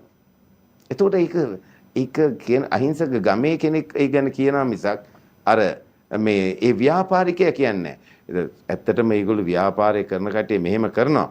දැන් ඔය කිලෝ 500යි 800යි 1000යි 1200යි ඔය පිටරටින් එද්දි මේ අපේ කට්ටියට අපේ තොරතුරු වෙන්නේ ඒක විදේශීය ඔත්තු සේවා දෙනවා. ඒක තියෙනවා. නමුත් අර ව්‍යාපාරිකයෝ දෙනවා. ජාවාරම්කාරයා දෙනවා. ඒ ජාවාරම්කාරයාම දෙන අවස්ථාවක් තියෙනවා. ඒ තවත් ජාවාරම්කාරයට විරුද්ධව. ඉතින් මේක තමයි මේ මද්දවේ ජාවාරම කියන්නේ. මේක ඇත්තටම මෙහෙම තත්ත්වේ ගියොත් මදුක ඔය ඉන්ටර්නෙට් එකේ ගහපුවම සොම්බි නගර පේනවා. අර ඒකට ඇබ්බැහුවන් ඉන්න විදිය පේනවා. අපේ රටෙත් ඔය කොළඹ සහ තදාසන්න නගරවල සොම්බි නගර තමයි හවස වෙද්දි 10න් පස්සේ 10ට ඒගොල්ලන්ගේ මද්ද්‍රව්‍ය අරගෙන ඒක අඩු වෙනවා. ඒ නැවත ගන්න ඕනේ. සොම්බි නගර තමයි බලාගෙන ගියාම අපිට තේරෙනවා අපි දන්නවා මෙයා ඇබ්බැහිව්වෙක් කියලා. ඇබ්බැහි වෙන පුද්ගලයා ඇත්තටම වින්දිතයා. මේක ඇබ්බැහි වෙන කට්ටිය ඇත්තටම වින්දිතයෝ. ඊට පස්සේ වින්දිතයෝගේ දෙමව්පියෝ අසල්වාසීන් ඇයි උන්ගේ සේරම දීපල හොරකම් කරනවා නේද වින්දිතයා. ඒ කට්ටිය තමයි වින්දිතයෝ. අර ජාවාරම්කාරයා සැපට ඉන්නවා. ඔය ඇබ්බැහි කරවන්නා සහ ඇබ්බැහි වන්නා සම්බන්ධයෙන් ඔබතුමාගේ මට දීර්ඝව කරුණු විමසීමට අවශ්‍යව තියෙනවා. නමුත් දැන් මෙතනදී මේ රටමයකට ජාතික වැඩසටහන ඇතුළේදී චාමර මහත්මයා සඳහන් කළා මේක අපි ඉල්ලුම සහ සැපයුම අවකිරීමේ ක්‍රමවේදයකට තමයි යන්න ඕනේ කියන එක. දැන් ඒක අපි දැක්කා සුගතදාස ගෘහස්ත ක්‍රීඩාංගණයේදීත් මූලිකවම කතා කරේ මේ ඉල්ලුම සහ සැපයුම අවම කිරීමේ මේ විසඳුමකට අපි එන්න ඕනේ කියන එක. මොන වගේ උපාය මාර්ගයක සැලසුම්ද තියෙන්නේ මේ වගේ සබ්ජෙක්ට් එකක මේ වගේ විෂයක් වර්ධනය කිරීමේ ක්‍රියාවලියකදී ඉල්ලුම සහ සැපයුම අවම කරන්න මොන වගේ උපාය මාර්ගද භාවිත කරන්න තීරණය කරලා තියෙන්නේ? මදුක මේ සැපයුම අවම කිරීම සම්බන්ධයෙන් නීතිය ක්‍රියාත්මක කරන ශ්‍රී ලංකා පොලිසිය අපි දන්න රේගුව සුරාබදු ත්‍රිවිධ හමුදාව ඉන්නවා. අතරම අපේ නියෝජ්‍ය පොලිස්පතිතුමන් ඒ ගැන විග්‍රහ කරයි. මම ඉල්ලුම අවම කිරීම සම්බන්ධයෙන් කතා කරන්නම්. හේතුව තමයි ඊටාම වැදගත් එකක් මේක 50% මදුක මේ ප්‍රශ්නේ තියෙන්නේ. ඉල්ලුම සැපයුම සහ 50%. 1984 අංක 11 දරන විශ්ව අපේ ආයතන අන්තරාගත ඖෂධ පාලක ජාතික මණ්ඩලයේ කාර්යභාරයන් අතර ප්‍රධානතම කාර්යභාරය තමයි මදුක මද්ද්‍රව්‍ය නිවාරණය විශේෂයෙන් අධ්‍යාපනය නිවාරණය පුහුණු කිරීම. මද්ද්‍රව්‍ය සම්බන්ධයෙන් නිවැරදි අවබෝධය සමාජගත කිරීම දැනුම සමාජගත කිරීම. දෙවැනි එක තමයි ප්‍රතිකාර පුනරුත්ථාපනය. ඊට අමතරව විශේෂයෙන්ම තියෙනවා බාහිර සේවා කියලා වෙනම අංශයක් තියෙනවා. මම දුක කියන්නේ සැපයුම අවම කිරීමේදී අංශ 7ක් යටතේ අන්තරාය කර ඉල්ලුම අවම කිරීමේදී අංශ 7ක් යටතේ අන්තරාය කර ඖෂධ පාලනය මම කටයුතු කරනවා. මේ ජාතික වැඩසටහනට අදාළවත් අපේ සහයෝගය පූර්ණ ආයතනයේ විදියට පූර්ණ සහයෝගයේ මහජන ආරක්ෂක පාර්ලිමේන්තු කටයුතු අමාත්‍යාංශයේ විදියට ඒ අමාත්‍යාංශයේ ආයතනයේ විදියට අපි මේ ව්‍යාපෘතියට ලබා දෙනවා. ඉල්ලුම අවම කිරීමේදී මුලින්ම අපිට වැදගත්ම පිරිස තමයි මදුක පාසල් දරුවෝ. මොකද දන්නවද මදුක රටක ජීවනාලිය. අපි කියන්නේ රටේ අපේ රටේ පාසල් 10150ක් තියෙනවා ළමයි 45,000ක් ඉන්නවා. මේ පාසල් 10000ම මදුක අවදානම්. අපිට කියන්න බෑ මෙන්න මේ පාසල අවදානම් අඩුයි. මේ පාසල අවදානම් නැහැ. පළාත් 9 225ම පාසල් අවදානම්. එතකොට මේ අවදානමෙන් අපි කොහොමද බේරගන්නේ? දෙවෙනි කාරණේ තමයි පාසල් දරුවෝ සහ තාරුණ්‍ය. මේ රටේ වර්තමානයේ සහ අනාගතයේ කියන දෙකම බැඳිලා තියෙන්නේ මෙන්න මේ දෙපාර්ශ්වය අතර. අවාසනාවකට මදුක මෙන්න මේ දෙපාර්ශවයේම තමයි මද්‍රව්‍ය ජාවාරම්කාරයන්ගේ ඉලක්කය වෙන්නේ. විශේෂයෙන් පාසල් දරුවෝ. මදුක මේක විද්‍යාත්මක පැතිකඩක් තියෙනවා. ඇයි එයාලා පාසල් දරුවෝ ඉලක්ක කරන්නේ? මදුක දන්නවද අවුරුදු 12යි අවුරුදු 17යි අතර කෙනෙක් අත්හදා බලන්න හරි මද්‍රව්‍ය පාවිච්චි කරොත් ඒ මද්‍රව්‍යයට එයා අබ්බැහි වෙන්න තියෙන සම්භාවිතාව 67%කින් වැඩි. අවුරුදු 12යි 17යි. 12යි 17යි කියන්නේ මදුක ඉස්කෝලේ කාලේ දරුවෙක්.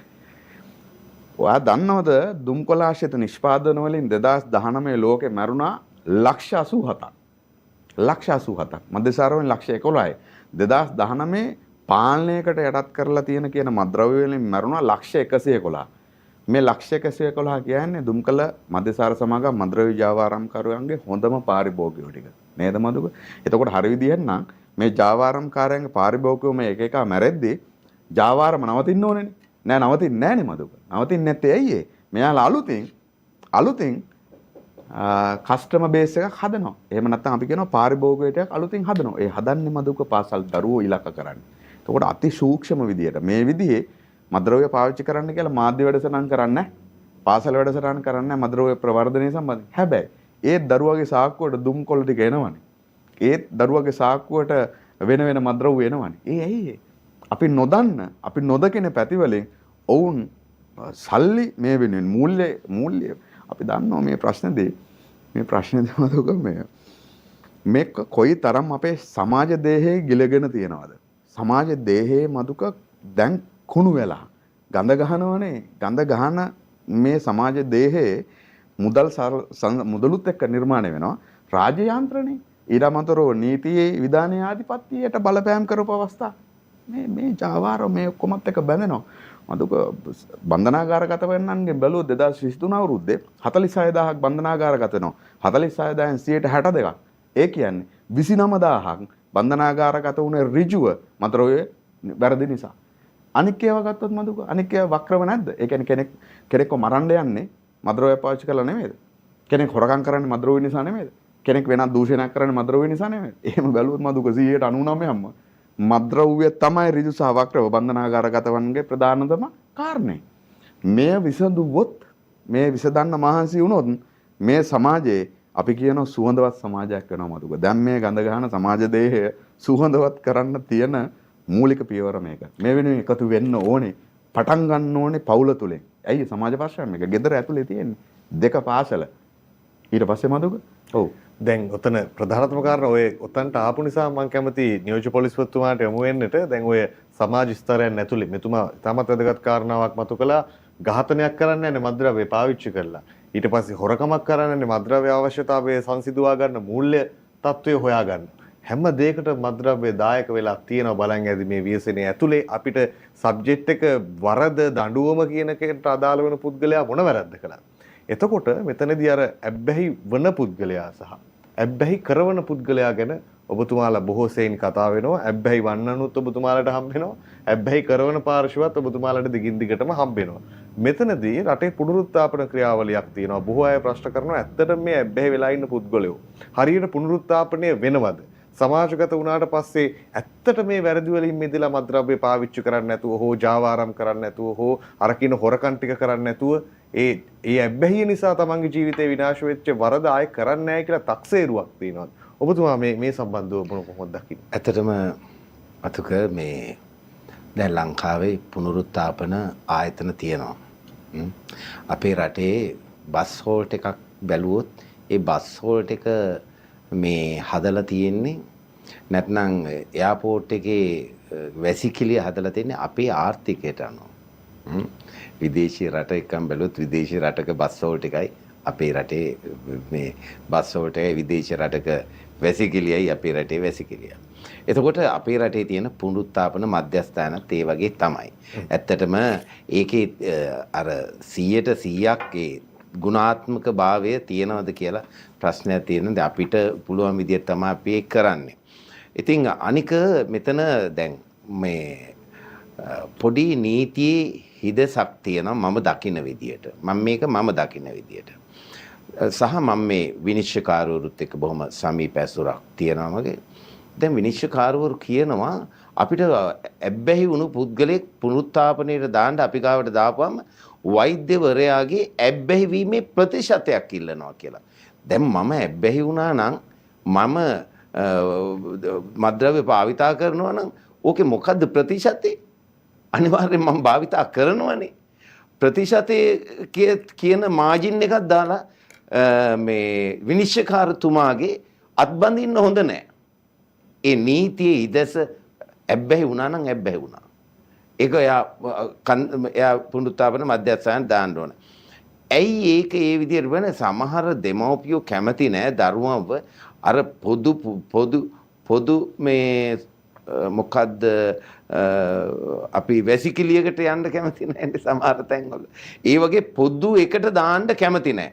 ඉතින් ඇත්තටම මේ දැන් ලංකාවේ පුද්ගලික ලියාපදිංචි මේ පුද්ගලික ව්‍යාපාරිකයෝ කරන ආයතන කීයක් තියෙනවද? 14ක් තියෙනවා. පුද්ගලික ව්‍යාපාර ඒකකින් කරන මේ පුනරුත්ථාපන මධ්‍යස්ථාන. ඇත්තටම මේ 14 තව පුළුල් කරන්න ඕනේ. අපි දෙමව්පියෝ සමහරව ඇවිල්ලා කියනවා මේ අනේ මහත්තයා මගේ දරුවව දාලා දෙන්න. එයා මේ අතනනම් යන්න කැමති නැහැ. කොහෙද තියෙන්නේ? පුද්ගලිකව කරන මේක මේ ඇත්තටම යම් පාලනයකට නතු කරන්න ඕනේ. ඒක යම් කිසි ගුණාත්මක භාවයක් ක්වොලිටි එකක් තියෙන්න ඕනේ. ඒ ක්වොලිටි එක යම් කිසි ඔය මේ මෙතුමන්ලගේ ආයතනෙ වගේ ආයතනයකින් මේ පසු විපරම් කරන්න ඕනේ. දැන් එහෙම කරලා කන්ද කාඩු හරි කොහේ හරි ආවලා ඒ පුද්ගලයෙක් දැන් ගහන්නේ නැහැ මාස 3යි කුඩු බොන්නේ නැහැ කියලා එළියට දානවා. ඒක හරියන්නේ නැහැ. එයා මනස දුර්වල පුද්ගලයෙකින්ද තමයි මෙතෙන්ට යමුනේ. එයා පසුපස ගමන් කරන්න ඕන. එයා විසිට් කරන්න ඕන ගෙදරට ගිහිල්ලා. එයා ග්‍රාම සේවකව හරි යවන්න ඕනේ. නිලධාරියව හරි යවන්න ඕනේ. ගම් වශයෙන් කමිටු හදන්න ඕනේ. එයාව ගිහිල්ලා බලන්න මොනවද අඩුපාඩු නිකන් කතා කරලා එන්න ඕනේ. එයා විරමෙන් කණ්ඩායමක් ඉන්න බව පෙන්වන්න ඕනේ. එයා නැත්නම් එළියට දාපැටේ නැවත ඒකට. එහෙම වෙච්ච කට්ටිය අපිට හම්බෙලා තියෙනවා. එහෙම වෙච්ච කට්ටිය. ඒ නිසා මේ ලංකාවේ පුනරුත්ථාපනය කරන ආකාරයේ සම්බන්ධයේ ගැටලු මෙවුවා තියෙනවා. නීතිය වෙනස් කරන්න ඕනේ. ඒ මධ්‍යස්ථාන දැන් අපේ ලංකාවේ ප්‍රිෂන් එක ගැන අහලා තියෙනවනේ. පිටරට ප්‍රිෂන් ගැන අහලා තියෙනවනේ. යම්කිසි මට්ටමකට මේ තැන් ගන්න ඕනේ.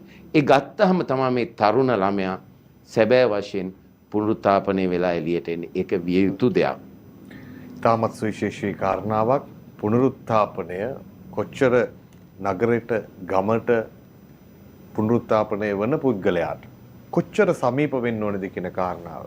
පුනරුත්ථාපනයෙන් පස්සේ කොච්චර ඔහුට ලං වෙන්න ඕනද කියන කාරණාව සමාජ අවශ්‍යතාවයක් බවට පරිවර්තනය වෙලා තිබෙනවා. අපි සූදානම් තවදුරටත් කතා කරන්න මේ විරාමයෙන් අනතුරුව. දසත කස්තිරම සීරු මාරුවට ඇල්ලිය යුතු අඩව්ව. Men's wedding suits, rent coat, office wear, customized shirts and pants, most dress designers, Sidua.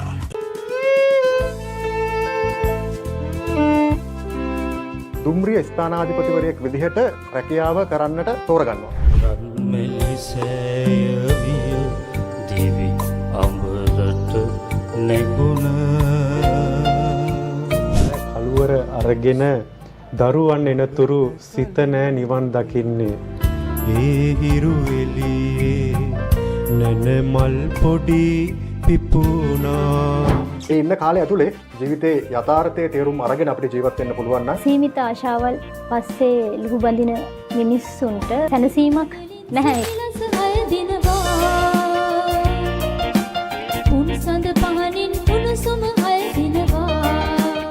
Police නිලධාරියෙක් විදිහටම වෘත්තිය කරන්නට ඕන කියලා තීරණය කරන්නේ. සමාජයත් එක්ක මට මේ මිනිස්සුන්ගේ දුක මේ විවිධ පැමිණිලි යනවා. සමාජ සේවය කරන්න මට ඇත්තටම ගොඩක් කැමැත්ත ඇති වුණා.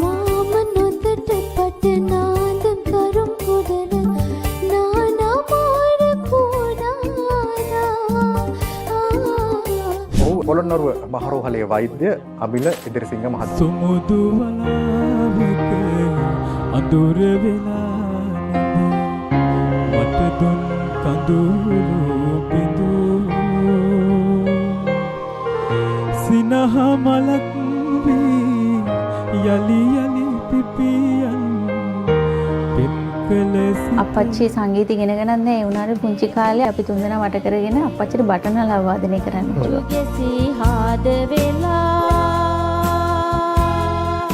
වසර 36කට ආසන්න සේවා කාලයක් ශ්‍රී ලංකා පොලිසියේ ගත කරලා තියෙනවා. මේ වෙනකොට ආකි ඉල ඇඳුමට එහා ගියපු සමාජයට රසවින්දනය ලබා දෙන ඒ හරි අපූරු ගායන ශිල්පියා. මගේ අමල් විසෝදොර හරින්න එපා හොඳ පරිස්සමින් ඉඳහන් මම දීපංකරේ ලතෙවුලෙන් මෙසේ නුඹ මුදු කරේ. දසත කස්තිරම සීරු මාරුවට ඇල්ලිය යුතු අඩව්ව. විරාමෙන් අනතුරු ඔබ යලිත් දසත කස්තේරම සමගින් ඔබට සමීප ඔබට අවශ්‍ය වන සමාජ ආමන්ත්‍රණයක් එක්ක අද ඔබ දසත කස්තේරමේ ගුවන් කාලය තුල රැඳීන අපි සූදානම් තවත් වටයක් ආරම්භ කරන්නට අන්තරායකර ඖෂධ පාලක ජාතික මණ්ඩලයේ මාධ්‍ය ප්‍රකාශක මද්‍රව්‍ය අධ්‍යාපන හා තොරතුරු නිලධාරී චාමර කරුණාරත්න මහතා වෙත යොමු වන්නට කැමැති. අපි දැක්කා ඊයේ දවසේදී රටම එකට එකතු කරන්නට හදනේ වෑයම ඇතුළේදී ජනාධිපතිවරයා සඳහන් කරනවා අපි දැන් හැම වෙලේම මද්‍රව්‍ය ජාවාරම් කරුවා හෝ මේ මද්‍රව්‍ය ජාලයට සම්බන්ධ වෙලා ඉන්න හෝ මේක බෙදා හැරීම යම් කිසි අවම තත්වයකට ගේන්න ඕනේ කියන කාරණාව මුලිනිපුටා දැමිය යුතුයි කියන කාරණාව ඇතුළේ සාකච්ඡා පවත්වද්දී ජනාධිපතිවරයා කතා කරනවා මද්‍රව්‍ය වලට ඇබ්බැහි වෙලා ඉන්න පුද්ගලයා ගැන. ඔබ තනි වෙලා නැහැ. ඔබ බලා ගන්න අපි ලෑස්ති කියලා ජනාධිපතිවරයා ඊයේ දවසේ සඳහන් කරනවා. රජය සූදානම් නම් මද්‍රව්‍ය වලට ඇබ්බැහි වෙලා ඉන්න පාසල් දරුවව තරුණයාව බලා ගන්න. කොහොමද බලාගන්නේ?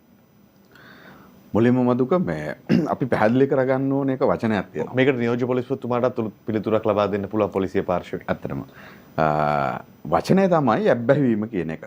එතකොට ඇඩික්ෂන් කියන වචනේ අපි හරියට නිර්වචනය කරගන්න ඕනේ. භාවිතයයි ඇබ්බැහියයි කියන්නේ අහසයි පොළොවේ වගේ දෙකක්. කෙනෙක් යම් කෙනෙක් භාවිතයක ඉන්න පුළුවන්. හැබැයි එයා ඇබ්බැහි කියන්නේ මදුක පියවර 4ක එකක්.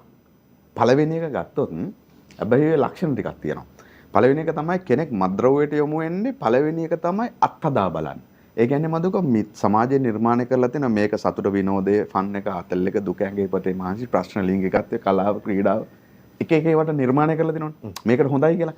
මෙන්න මේ මිත්‍යාවත් එක්ක කෙනෙක් දරුවෙක් හෝ වේවා තරුණෙක් හෝ වේවා මද්ද්‍රව්‍ය මුල් භාවිතයට යනවා. පළවෙනි එක. අත්හදා බලන්න. දෙවනි මේ පළවෙනි පියවරේදී ගොඩක් අය මදුක අතහරිනවා වැඩි. ඒ ඇයි? ශරීරයට නොගැලපෙන රසායනික ද්‍රව්‍යයක් දාගන්න. කිසිම මද්‍රව්‍ය ලෝකේ තියෙන කිසිම මද්‍රව්‍යයක් මදුක ශරීරයට සුවදායි නැහැ. ශරීරයේ විසින්ම ප්‍රතික්ෂේප කරනවා. ඒකෙන මදුක මුල්ම භාවිතා කරපු කෙනාට සමහර වෙලාවට කැස්සා, සමහර වෙලාවට වමනේ, සමහර වෙලාවට ඉන්න බෑ කැරගෙනවා. ඒ ඇයි? ශරීරයෙන්ම ප්‍රතික්ෂේප කරනවා. ඕක ශරීරයට ගැළපෙන එකක් නෙමෙයි අතහැරලා දාන්න. කෙනෙක් මදුක පැමිණෙන දුක් පැණි රසයි කියලා ඒ දුක දරාගෙන දෙවෙනි පියවරට යනවා. ඒ යාගේ තියෙන දැනුම නැහැ සහ මේක දරා ගන්න බැරි අර කිව්වේ ඒ දුක එයාට සමහර වෙලාවට දුකම කොයි තරම්මගෙන සතුටක්ද. හැබැයි මදුක දන්නේ නැහැ ටික කාලෙකින් දුකින්ම මිය යන බව. ඔහු විතරක් නෙමෙයි මදුක. ඔහුගේ වටේ ඉන්න මිනිස්සු ටික. ඒකයි ලොකුම ප්‍රශ්නේ.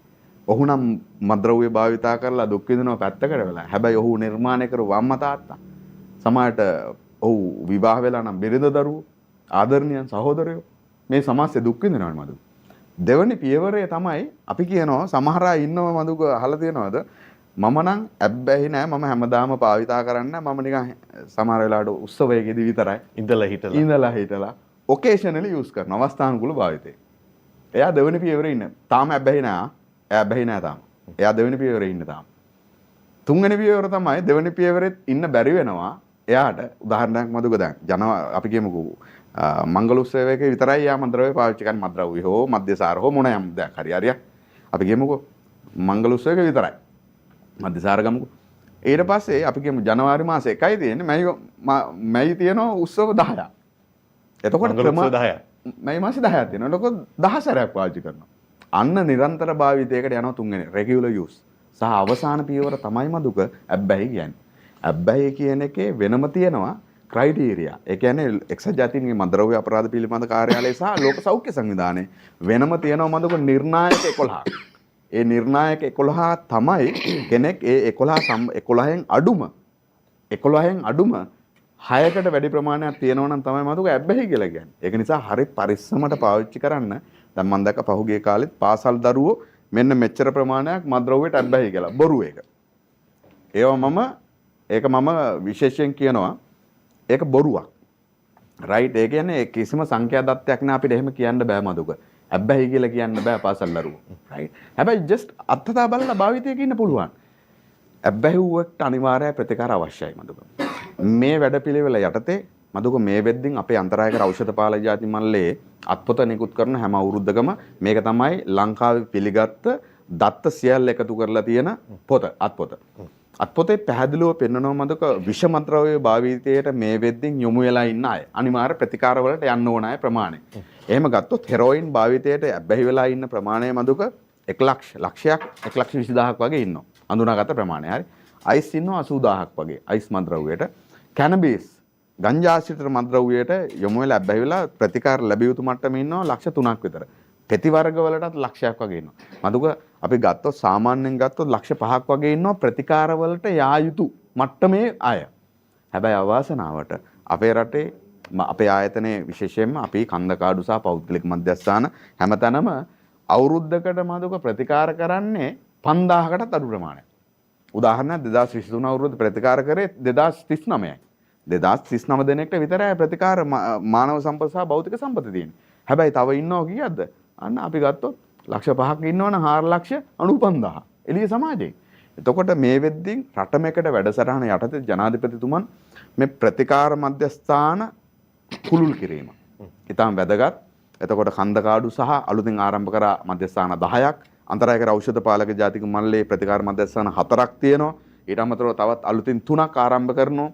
ඊට අමතරව විශේෂයෙන් ප්‍රජා ප්‍රතිකාර ක්‍රමවේදයේ අපි අලුත් එකක් විදිහට හඳුන්වලා දෙනවා. මේ සමස්ත ප්‍රතිකාර ක්‍රියාවලිය ඔස්සේ උත්සාහ කරනවා කවුරුන් හෝ කෙනෙක් මම හොඳට මතක තියාගන්න මේ විශේෂයෙන් වැඩසටහන බලන කවුරුන් හෝ අම්මා තාත්තා කෙනෙක් එහෙම නැත්නම් ආදරණීයෙක් ඔබ අවධානයෙන් ඉන්න කිසිම වෙලාවක ඔබේ ආදරණීය මද්ද්‍රව්‍යයට යොමු වෙලා ඉන්නවා නම් ලැජ්ජ වෙන්න එපා. රයිට් ලැජ්ජ වෙන්න එපා සහ හැංගෙන්න එපා සංග වෙන්න එපා කරුණා කරලා ප්‍රතිකාර වලට යොමු වෙන්න. අපි උදව් කරනවා ආයතනයක් විදිහට අපේ ආයතනය සහ මේ වැඩසටහනේදී ඔවුන් ආදරෙන් බලා ගන්නවා අපි කරන එකම දේ තමයි ඔබව මද්ද්‍රව්‍යෙන් නිදහස් කිරීම විතරයි. ඒක නිසා ඔබට සියලු මූලික අවශ්‍යතා ටික හම්බ වෙනවා. එන්න මොකද විශ්වාසයෙන් එන්න. පහුගිය කාලේ සමහර වෙලාවට උණු සිදුවීමත් එක්ක මදුක මිනිස්සුන්ට ප්‍රතිකාර පුනරුත්ථාපනය ගැන විශ්වාසයක් නැහැ.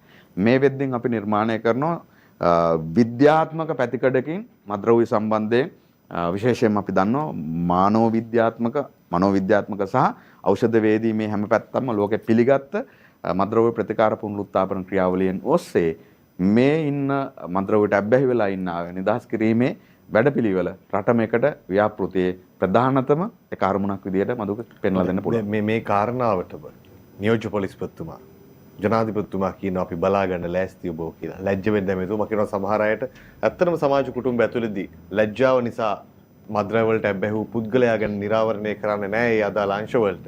නැත්තම් පවුලේ ගෞරවය අවට කොහොමද මුහුණ දෙන්නේ? රැකියාව ස්ථානයට කොහොමද මුහුණ දෙන්නේ?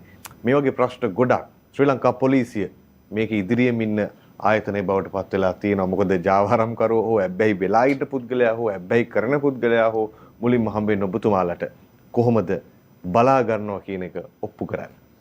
ඇත්තටම මේ මතුක දැන් අපිට මේ ගිය සතිය හම්බ වුණා කිරිබත්ගොඩ ව්‍යාපාරිකයෙක්. මට මේ මගේ යාළුවෙක් කතා කරලා එයාට ප්‍රශ්නයක් තියෙනවා ඇවිල්ලා හම්බෙන්න වෙලාවක් දෙන්න කියලා. මම ඉතින් වෙලාවක් දුන්නා. මම ගෙදරට එන්න කියලා කිව්වා. හන්දෑවේ ගෙදරට එන්න. මොනවද කතා කරමු කියලා. ඇවිල්ලා මේ වාඩි වෙලා අඬන්න ගත්තා. ලොකු ව්‍යාපාරිකයෙක්. මම ඉතින් එයාට අඬන්න දුන්නා මුලින්ම. ඊට පස්සේ සර් මේ මගේ පුතා මෙහෙම ගත්තා. මම මේක පවුල් වල කට්ටියකින් වහගෙන හිටියේ. අපේ පවුල් වල කට්ටියත් නෑදෑයොත් ඉතින් අපිට මොනවා හරි වුණත් මේ ප්‍රහාරයක් එල්ල කරනවානේ. ඒ කියන්නේ මේ අර ඒ පවුල් අතර තියෙනවානේ පොඩි දේවල්. එහෙනම් මේක වහගෙන හිටියා. මේ දැන් ඊයේ පුදුම සිද්ධියක් වුණා. මෙයා ගිහිල්ලා යාළුවොත් එක්ක බොද්දි මේක ගද්දි පොලිසියෙන් අල්ලලා. දැන් රිමාන්ඩ්. දැන් වහගන්න බැරි වුණා. මොකද කරන්න කියලා. දැන් මං ව්‍යාපාරිකයාගේ ව්‍යාපාරේ කිරිබත්ගල තියෙන ප්‍රධාන ව්‍යාපාරයක්. හොඳ ධනයක් තියෙන පුද්ගලෙක්. ඒ තාත්තා සිගරට් එකක්වත් බොන්නේ නැහැ. හොඳ බෞද්ධයෙක්. එතකොට ඉතින් මේ ව්‍යාපාරෙම නිරත වුණා. දරුවා මං ඇහුවා මේ විෂය දන්නේ ඉඳා. දරුවා කොහොමද අධ්‍යාපනය ලැබුවේ? මම හැම දෙයක්ම දුන්නා. එයා කාමරයට වෙලා ඔන්ලයින් ඉගෙන ගත්තා. පුතාට අහවල් ෆෝන් එක ගෙනත් දුන්නා. ලේටස්ට් ෆෝන් එක මම හැමතිස්සෙම අරන් දෙනවා. පුතා ෆෝන් එකේ ඉන්නවා. පුතා කාමරයට වෙලා පුතාට අධ්‍යාපනය ලබන්න පුළුවන් හැම ඔන්ලයින් හැම දෙයක්ම අපි දුන්නා. අද මදුක මේකට ඇබ්බැහි වෙන ළමයි 100ට වැඩි ප්‍රතිශතයක් කාමරවල ඔන්ලයින් ඉගෙන ගන්න වැඩිම ප්‍රමාණයක් ෆෝන් පාවිච්චි කරන කට්ටිය මනෝවෛද්‍යවරුන්ගෙන් අහන්න. ෆෝන් එකටත් ඇබ්බැහි වෙනවා. ඒකත් ඇබ්බැහියක්. ෆෝන් එකට දැන් නිකම් මේ ඒක නම් වැඩි මහල් තරුණ ભેදයක් නැතුව පොඩ්ඩ බැරිවෙද්දි ගන්න ෆෝන් එකනේ. එක පවුලේ 4 දෙනා කනවා 4 දෙනාම ෆෝන් එක අතේ තියාගෙන. ඒගොල්ලෝ ඒ වෙලාවට කෑම ගන්න වෙලාවට නේද සහජීවනයේ ගෙදර යමක් කතා කරන්නේ දරුවන්ගේ අධ්‍යාපනය ගැන, රැකියාව ගැන, අම්මා තාත්තගේ අසනීප ගැන. නෑ 4 දෙනාම ෆෝන් එකේ. මදුක නැගිටිද්දි කෑවේ මොනවද කියලා දන්නේ නෑ. දැන් අපි අපේ මේ ආහාර දැක්කහම ඇස් වලින් ඒක මනසට යනවනේ. මනසට ගියාම මේ ආහාර මොනවද කියලා අපිට එක එක අවයව වලට පණිවිඩ නිකුත් කරනවා. ඒක තමයි මේ කටට කෙලවුණන්නේ ආහාර ගත. ඊට පස්සේ අවශ්‍ය කරන කටට කෙලවුණුවාම තමයි ඒ අවශ්‍ය විදිහට ඒක බඩත් අපේ බඩවැල් සකස් වෙනවා. ඒක දිරවනවා. දැන් මේ ක්‍රියාවලිය නැති වුනහම ෆෝන් එකේ හිටපුවාම ෆෝන් එකේ බල හිටපුවාම මේ ඒ ආහාර ජීර්ණ ක්‍රියාවලිය වෙන්නේ නැහැ. ඔය හුඟක් ગેස්ට්‍රයිටිස් කියන්නේ ඔන්න ඕක තමයි. ඉතින් මේ දරුවා කාමරයට කොටු කරලා දෙමෝපිය හිතන්නේ අධ්‍යාපනය හොඳටම දෙනවා කියලා. නෑ. ඒකට ෆෝන් එකට ඇබ්බැහි වෙලා හොඳම ෆෝන් එක අරන් දීලා එහෙම කරලා දරුවා එකට කන්නවත් නැහැ. ව්‍යාපාරිකයෝ 8 9 10 11 වෙනකන් ව්‍යාපාරික මධ්‍යස්ථානේ. දැන් ඒ සල්ලි මොකටද මං එයාගෙන් ඇහුවේ ඒක තමයි. මහත්මයා දැන් ඔයාට ඔය සල්ලි මොකටද? දැන් ඔය සල්ලි මොකටද වගේ එකම පුතානේ. දුවලා දෙන්නෙක් ඉන්නේ.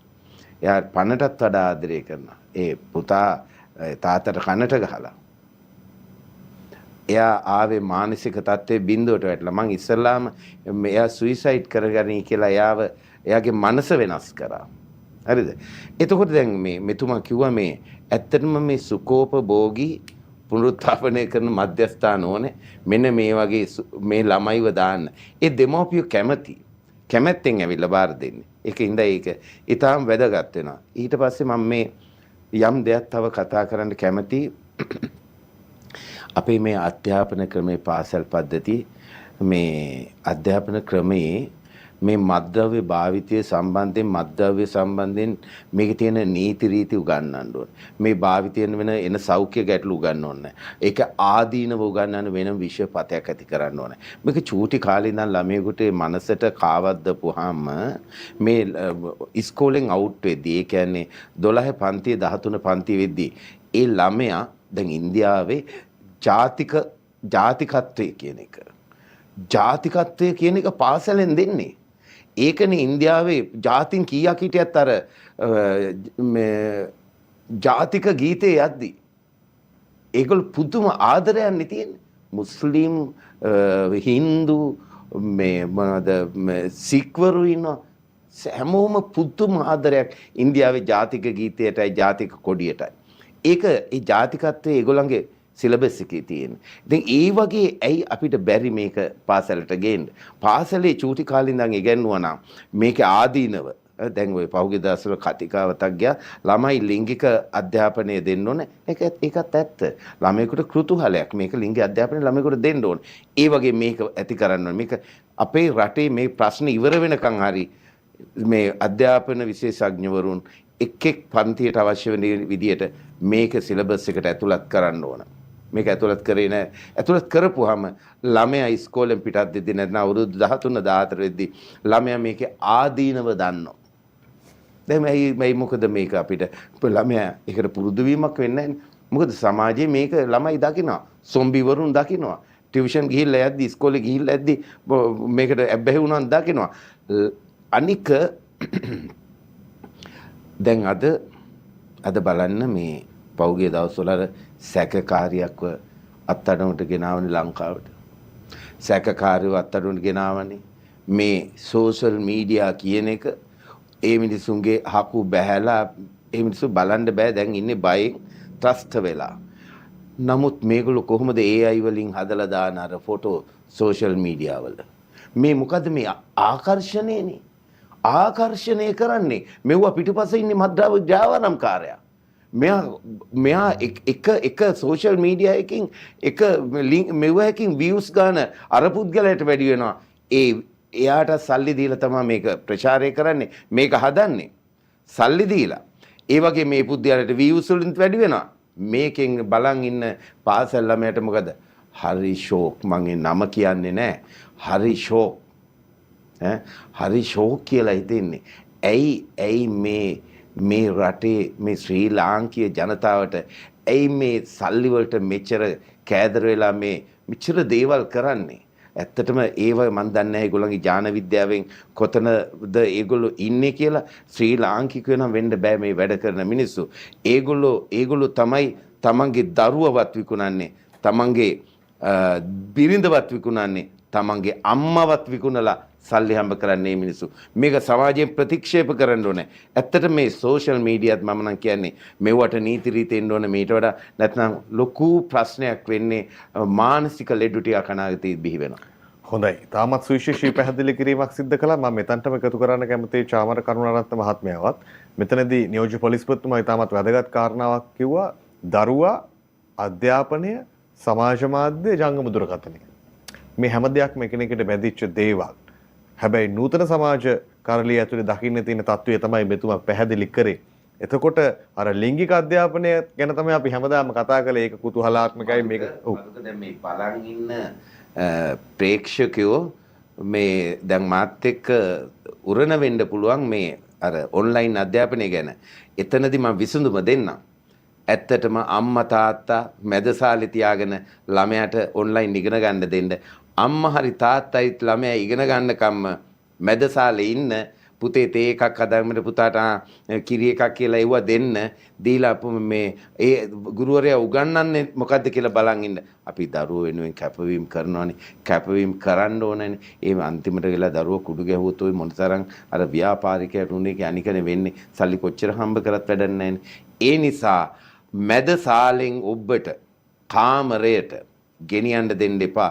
අද ඇත්තටම මේ පොඩ්ඩක් අහුම්කම් දෙන්න මේ පිටගිය දෙයක් කියන්නේ බලන්න අම්මා දරුවව ගෑනු ළමයව අඳගෙන යනවා ටියුෂන් එක ගාවට යනවා පාසලට යනවා මොනවාද ස්විමින් තියෙන මේ ස්විමින් පූල් එක ගාවට යනවා ඒව සේරම ගිහිල්ලා එක්කගෙන යනවා අන්තිමට හෑන්ඩ් ෆෝන් එක අතට දෙනවා ළඟින්ම තමයි බස් එකේදී ගියත් යන්නේ දරුවට මොනවා හරි හානියක් වෙන්න කියලා හෑන්ඩ් ෆෝන් එක සියලු අන්තර්ජාල තියෙන හෑන්ඩ් ෆෝන් එක දෙනවා අතට කාමරේට ළමයා දොරවල් වහගෙන කාමරය ඇතුලේ දූෂණය වෙනවා.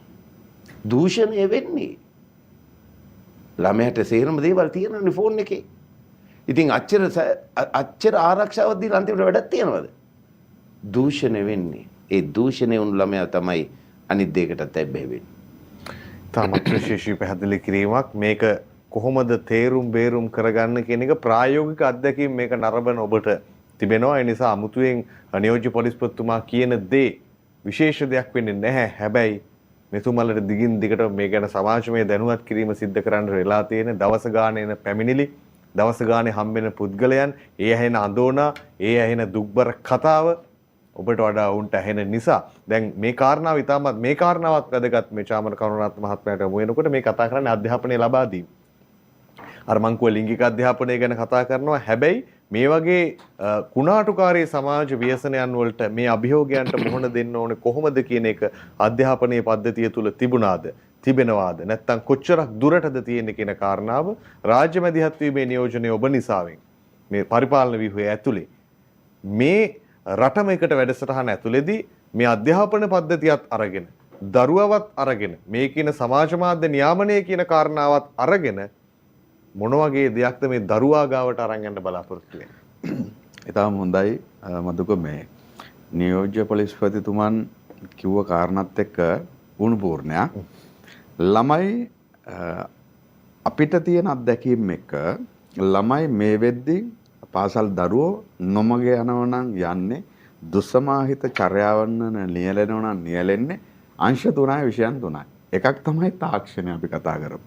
සෝෂල් මීඩියා ෆෝන් එක හැමදේම තාක්ෂණය. තාක්ෂණික මෙවලම්. දෙක තමයි සෙක්ස් ලිංගිකත්වය. තුන තමයි මද්ද්‍රව්‍ය. ඔය තුන හැරෙන්නට දරුවෝ නොමග යන අපචාරය අපගාමී දූෂණ වංචාවල නියැලෙන වෙනේවා නැහැ. ඇයි ඔය තුනෙන්ම මදුක නොමග යන්නේ? ඔය තුනම ඇයි බලපාන්නේ? ප්‍රධානතම හේතුව තමයි මදුක. ඔය කාරණා තුනම සම්බන්ධයෙන් අපේ රටේ දෙමව්පියන්ට ගුරුවරුන්ට සහ වැඩිහිටියන්ට තියෙන දැනුම අවමයි මදුක. අවම දැනුමක් තියෙන. ඒ කියන්නේ අපි හැමදාම කියන්නේ තාක්ෂණික මෙවලම් දරුවන්ට එපා. එපානේ කියන්නේ නේ. හැබැයි අපි දන්නවා මදුක නවයෝන් වයසේ එපා කියන වචනේ තමයි අපි අහන්න ආසම වචනේ. මදුක අපි කිව්වොත් අපි කියමු නවයෝන් වයසට අපි වැඩිපුරම අපි කියනවා ඇක්සිඩන්ට් එහෙම නැත්නම් මොනවා හරි අනතුරු වෙන්නේ නවයෝන් වයසේනේ. එහෙම බලනවා. දියේ ගිලිලා වැඩිපුරම මැරෙන්නේ නවයෝන් වයසේනේ. ඇයි? නවයෝන් වයසේදී මනස ක්‍රියාත්මක වීම මනෝවිද්‍යාත්මකව සුවිශේෂී වෙනවා. සහ මුලේ සංවර්ධනය වෙන කාලේ මතක වැදගත්ම එක තමයි මේ කාලේ අවදානම් ගන්න කැමති යෝන්. අවදානම්කාරී චර්යාවන් බාර ගන්න කැමති වයසක්. එතකොට මේ කාලෙදී තාක්ෂණය එපා කියලා හරියන්නේ නැහැ දෙන්න ඕනේ. ඒක දිය යුතුයි හැබැයි නියාමනයක් ඕනේ. ඒක දෙමව්පියන්ගේ ගුරුවරුන්ගේ සහ හැමෝගෙම නියාමනයක් ඇතුව දිය යුතුයි. දෙක ලිංගික අධ්‍යාපනය අපි හැමදාම කතා කරනවා. ඔව් සමහර වෙලාවට අර මලේ සිදුවෙන පරාගණය ගැන කියලා දීලා වැඩක් නැහැ මදුක. ඒවා අවුට් ඔෆ් දැන්. ඒවා ළමයි දැන් අහන්නේ නැහැ. මේක සයන්ස් එක කියලා දෙන්න ඕනේ. මදුක නවයෝන් වයසටපත් වුණාන් පස්සේ දුවෙක් නම් සිදුවෙන වෙනස්කම් ටිකනේ. ඒ වෙනස්කම් ටික මදුක වෙනවා සොමැටික්. අපි කියනවා කායිකව. ඊට පස්සේ කොග්නිටිව් ප්‍රජානන වෙනස්කම් වෙනවා. ඊට අමතරව පවුලත් එක්ක තියෙන ගනුදෙනුව වෙනස් වෙනවා. පාසලත් එක්ක තියෙන ගනුදෙනුව වෙනස් වෙනවා. සමවයස් කණ්ඩායම් වල බලපෑම ප්‍රබල වෙනවා මදුක ඔය කාලෙදී. රයිට්? ඔය සමවයස් කණ්ඩායම් වල බලපෑම අති ප්‍රබලයි ඔය අපි කියන දුස්සමාහිත චර්යාවන් වල නියැලෙන්න ප්‍රධානතම හේතුවක්. එතකොට අපි අඳුනා ගන්න ඕනේ මදුක මේ වයසේ දරුවාගේ මනස. දරුවව කියවන්න බැරිව අපි මොන උපක්‍රම යෙදුවත් තේරුමක් නැහැ මදුක ඵල රහිතයි. අපි මේ වෙද්දින් අඳුනාගෙන තියෙනවා දරුවෙක් ඇයි මත්ද්‍රව්‍යයට යන්නේ. ඒකට බලපාන විද්‍යාත්මක කාරණා මොනවද? සමාජමය කාරණා මොනවද? මදුක දන්නවද? මොනෑම් හෝ මත්ද්‍රව්‍ය භාවිතයකට හෝ මං අර කිව්ව වැරදි චර්යාවකට යන දරුවෝ. අපි අපේ ප්‍රතිකාර මධ්‍යස්ථාන 4ක් තියෙනවා මදුක. අවුරුදු 21කට අඩු දරුවෝ ප්‍රතිකාර කරන මධ්‍යස්ථානයක් තියෙනවා නුවර. ඔය සේවාලාභීන් එක කතා කරලාදී කියන්නේ ඒ මත්ද්‍රව්‍යයට බැහැවුණු අයත් එක්ක කතා කරද්දී ඔවුන්ට තියෙනවා මදුක පොදු සාධකයක් හැම කෙනෙක්ගේම. රණවියන්ගෙන් ඇහුවොත් බන්ධනාගාරවල පොදු සාධකයක් තියෙනවා. කන්දකාඩු වල ඉන්න රණවියන්ගෙන් ඇහුවන් පස්සේ පොදු සාධකයක් තියෙනවා. මදුක පොදු සාධකය තමයි ඔවුන් හැම කෙනෙක්ම බිඳුණු පවුලක සමාජිකයෙක් වෙන එක. දැන් මේ හරි ලස්සන නියෝජ්‍ය පොලිස්පතිතුමාන් උදාහරණයක් දුන්නා නේද? ඇයි සල්ලි හම්බ කරන්නම අවධානය යොමු කරා. එතකොට දරුවොත් එක්ක තියෙන අපි කියන අන්තර්පුද්ගල සම්බන්ධතාවයේ ඇතුලේ තියෙන එක බිඳිලා. අන්න සමහර වෙලාවට බිඳුණු පවුලක් කියන්නේ මදුක අම්මා තාත්තා නැති එක නෙමෙයි. අම්මා තාත්තා ඉන්නව ගහක් කළක් වගේ. හැබැයි ඒ ගෙදර ඇතුලේ ආදරයේ සෙනෙහස රැකවරණයේ උණුසුම නැහැ. එතන ඇතුළ බිඳිලා. වැඩිම මත්ද්‍රව්‍ය සහ අනිකුත් වැරදි වලට යොමු වන දරුවන්ගේ සහ තරුණයන්ගේ බිඳුණු පවුලක සමාජිකෙක් ඔහු. ඒක තමයි පොදු සාධකය. දෙක මොනෑම් වූ කායික මානසික රෝගී තත්ත්වයන් එක්ක ඉන්නවනම් දැන් උදාහරණයක් මදුක මේ වෙද්දී විශේෂ සමගාමී ක්‍රියාකාරකම් වෙනව අඩුයි ඵලදායී ඒවා. විශේෂ සමගාමී ක්‍රියාකාරකම් කියලා කරනවා. හැබැයි බලන්න ඒවා ඵලදායීද කියන එක. ඒ ඉතා වැදගත්. මතක මේ වෙද්දී විෂය A9ක් ගන්න දැන් මම දැක පහුගිය දවසක මම හිතන්නේ රිසර්ච් එකක් කරලා තියෙනවා ලංකාවේ පාසල් දරුවන්ගේ 60% වගේ මානසික ගැටලුත් එක්ක දුක් විඳිනවා කියලා. ඒ ඇයි මෙයාලා විෂයකට කොටු කරලා මෙයාලට අමතර දේවල් දෙන්නේ නැහැ. ඊයේ ජනාධිපතිතුමන් කිව්වා වගේම ක්‍රීඩාව තියෙනවා. ක්‍රීඩාවේ කල්චර් එක නැහැ. සංස්කෘතිය නැහැ. ඔතන ලොකු ගැටලුවක් නේ මදුක. සංගීතයේ තියෙනවා රසවින්දනය නැහැ. කොච්චර සංගීතය තිබුණත් වැඩක් නැහැ. ඒක ෆීල් ඒක දැනෙන්නේ ඒක රසවින්දනය නැත. කොච්චර ක්‍රීඩකයෝ ලෝක ප්‍රකට ක්‍රීඩකයෝ රටින් නිර්මාණය වුණත් වැඩක් නැහැ. පල්ලෙහා ඉන්න සෙට් එක හවසට බෝල ගහන්න නැතුව උන් ඩ්‍රග්ස් ගහනවා නම් ඒ ක්‍රිකට් ක්‍රීඩකයාගේ මොකද්ද තියෙන සමාජයට තියෙන ඵලදායකම? කල්චර් එකයි නිර්මාණය කරනවා. හරියටම හරි ඒක. රයිට් මම අපි කියන්නේ ඇයි මේ කෙනෙක්ට අපි දන්නවා අපේ කාලෙදී අපිට තිබුණා මදුක නිදහසක් අපි විශේෂයෙන්ම පාසලේ විෂය A9ම ගන්න එක නෙමෙයි මදුක ජීවිතේ এডুকেෂන් එක සම්බන්ධයෙන් හරි ලස්සන ඇරිස්ටෝටල් හරි ලස්සන කතාවක් තියෙනවා education is process of living ජීවත් වීමේ කලාව අධ්‍යාපනය කියන්නේ මදුක විභාග පාස් වීම විතරක් නෙමෙයි අධ්‍යාපනය කියන්නේ ජීවත් වීමේ කලාව ඒක අපි අඳුනාගත යුතුයි අධ්‍යාපන වේදින් විදියට සියලු මේ රටේ සියලු වැඩිහිටියෝ ගුරුවරු දෙමාපියෝ විදියට අඳුනා ගන්න ඕනේ දරුවන්ට ජීවත් වීමේ කලාව දෙන්න. ඒ 9ක් ගත්ත කී දෙනෙක් අපේ සෙන්ටර්ස් වල ඉන්නවද? ඒ 9ක් ගත්ත කී දෙනෙක් ඉන්නවද බන්ධනාගාරවල? ඒ 9ක් ගත්ත කී දෙනෙක් ඉන්නවද කන්දකාඩු? ඇයි ජීවිතය කියවන්න බැරි වෙලා මදුක අපි ජීවිතයයි කියලා දෙන්න ඕනේ. තාක්ෂණයේ ලිංගිකත්වයේ මද්‍රව්‍ය සම්බන්ධයෙන් නවයෝන් වයසේ ඉන්න පාසල් දරුවෝ සහ විශේෂයෙන් අවුරුදු 15-24 තාරුණ්‍ය මේ විද්‍ය අවදානමක ඉන්නෝ හේතුව තමයි මේ දේවල් ගැන ඔවුන්ට සමාජයේ විධිමත් අධ්‍යාපනයක් පාසල තුල නොලැබෙන නිසා. ඒක නිසා ගෙදර සහ පාසල තුල ලිංගිකත්වයේ මද්‍රව්‍ය සහ විශේෂයෙන් තාක්ෂණය සම්බන්ධයෙන් විධිමත් අවබෝධයක් දැනුමක් ලබා දිය යුතුමයි මේ ප්‍රශ්නේ විසඳන්න. විධිමත් අධ්‍යාපනය ජීවිතය යනු ප්‍රශ්න පත්‍රයක් පාසලේ ලබා දෙන එකට එහා ගියපු උසස් අධ්‍යාපනයේ ආයතනයෙන් ලබා දෙන විශ්වවිද්‍යාලයෙන් ලබා දෙන දෙයට එහා ගියපු ප්‍රශ්න සැපෙනෙන පිළිතුරු ලබා දෙන්නට වෙනම ප්‍රශ්න පත්‍රයක් ජීවිතය කලාවක් අධ්‍යාපනයත් කලාවක් මේක හරි හැටි කියව ගත්තේ නැත්නම් ඒ 9ක් නෙමෙයි ඒ 3ක් නෙමෙයි ලෝකයේ හොඳම උපාධිය ඔබට තිබුණත් මෙතුමන්ලා මේ සඳහන් කරපු මධ්‍යස්ථානවලට ඔබ යවන්නට අවශ්‍ය පසුබිම සමාජය තුළ නිර්මාණය වෙලා තිබෙනවා. ඉන් මිදීමේ ඒ ව්‍යසනය විනාශ කිරීමේ කාර්යය ගැන අද අපි කතා කරන්නේ. අපි සූදානම් අවසන් මිනිත්තු කිහිපය සමගින් අවසන් වටේ එක්ක සහභාගී වන්න මේ විරාමයෙන් අනතුරුව. දසත කස්තිරම සීරු මාරුවට ඇල්ලිය යුතු අඩව්ව. මේ ආදරේ භාෂාව එහෙම නැත්නම් ලව් ලැන්ග්වේජ් කියන එකේ එක ප්‍රබල ගුණාංගයක් තමයි හොඳ කාලයක් ලබා දීම. සමහර දෙමාපියෝ කියන ඔව් අනේ මම රස්සාවත් අතෑරිය දරුවා නිසා බලන්නකෝ මේ දරුවා හොඳට හදා ගන්න ඕනේ හින්දා කියලා කියනවනේ. හොඳට හදා ගන්න කියලා හිටියට අම්මා 365 දවසම හිටියත් වැඩක් නෑ. අන්න අර හොඳ අවබෝධයෙන් අවධානයෙන් දැනෙන්න සවන් දෙන කාලයක්. ගුණාත්මක වචන මේක දරුවන්ට විතරක් නෙමෙයි වැඩිහිටියන්ටත් බලපානවා. මේ ආදරයට වැදගත්ම කරුණක් තමයි ගුණාත්මක ස්පර්ශය. ගුණාත්මක ස්පර්ශය දෙන්න නම් කවදාවත් දරුවෙකුට පහර දීලා එහෙම බෑ. රිද්දලා බෑ. කොනිත්තලා බෑ. ඇදලා බෑ. එනට හිතලා බලන්න අපි අතර මේ නොදැනුවත්කම නිසා මේ වැනි රිදෙන ස්පර්ශ දරුවට දෙනවා.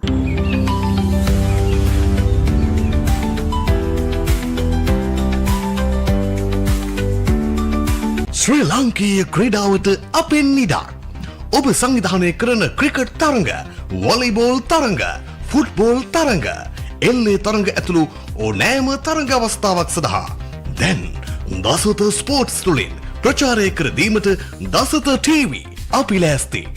දැන්ම කතා කරන්න 074 සේයි 7069.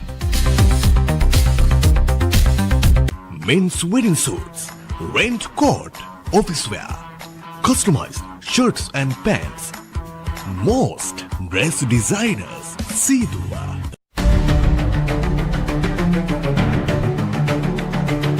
ශිෂ්ඨ සම්පන්න දේශපාලන ප්‍රහාරයක පුරවැසි ද්වන්ද්ව විමසුම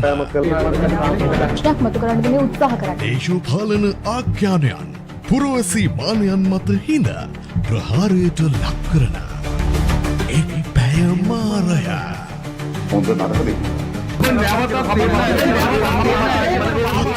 ගෙටෙන ප්‍රහාරය සෑම අඟරුවාදා දෙනකම රාත්‍රී 9ට සජීවී වන සමගාමී විකාශය දසත නිවුස් ඩිජිටල් අවකාශය ඔස්සේ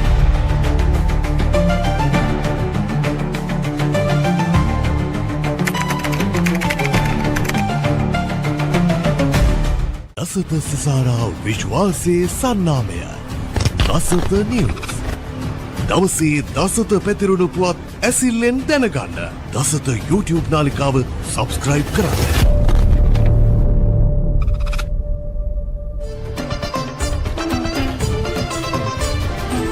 දසත කස්තිරම සීරු මාරුවට ඇල්ලිය යුතු අඩව්ව. විරාමෙන් අනතුරුව යලිත් දසත කස්තිරමේ අවසන් මිනිත්තු කිහිපය සමගින් අවසාන වටය සමගින් තමයි ඒ ආරම්භය නිර්මාණය කරන්නට අපි සූදානම් වන්නේ. මධ්‍යම අපරාධ විමර්ශන කාර්යාංශ දිසාභාර නියෝජ්‍ය පොලිස්පති චන්දන කොඩිතුවක්කු මහතාගෙන් අපි ආරම්භය ලබා ගන්නට කැමැති මේ අවසන් මිනිත්තු කිහිපේ. නියෝජ්‍ය පොලිස්පතිතුමා දැන් රටේ ජනතාව මේකට සහභාගී කරවා ගැනීම මහජන සහභාගීත්වය කියන කාරණාවත් මේ ප්‍රශ්නේම පිළිතුරක් විදියට ඔබට දෙන්නට පුළුවන්. එතනින් එහාට මේ මෙහෙයුම කියන වචනේ අපේ ජනතාව හැමදාමත් දකින්න බලාපොරොත්තු වෙන්නේ හමුදාවන්ගෙන් පොලිසිය මගින් සිදු කරන මෙහෙයුම් මේ සම්බන්ධයෙන් දැඩි ඇල්මක් දක්වනවා තොරතුරු දැනගන්න. එතනින් එහාට ගියාම දැන් අර ඔබ කිව්ව සමාජ මාධ්‍ය හරහා නිර්මාණය කරනවා විවිධ පුවත්. මීට පෙරත් අපි මේ සම්බන්ධයෙන් වැඩසටහනක් සිදු කළා. හේදීත් නියෝජ්‍ය පොලිස්පතිවරයෙක් සඳහන් කළා මේවා සමාජමය වශයෙන් නිර්මාණාත්මක භාවය අර අවධානය ලබා ගැනීම උදෙසා නිර්මාණය කරන තොරතුරු තමයි බොහොමයක් සමාජය ඇතුලේ තිබෙන්නේ කියලා.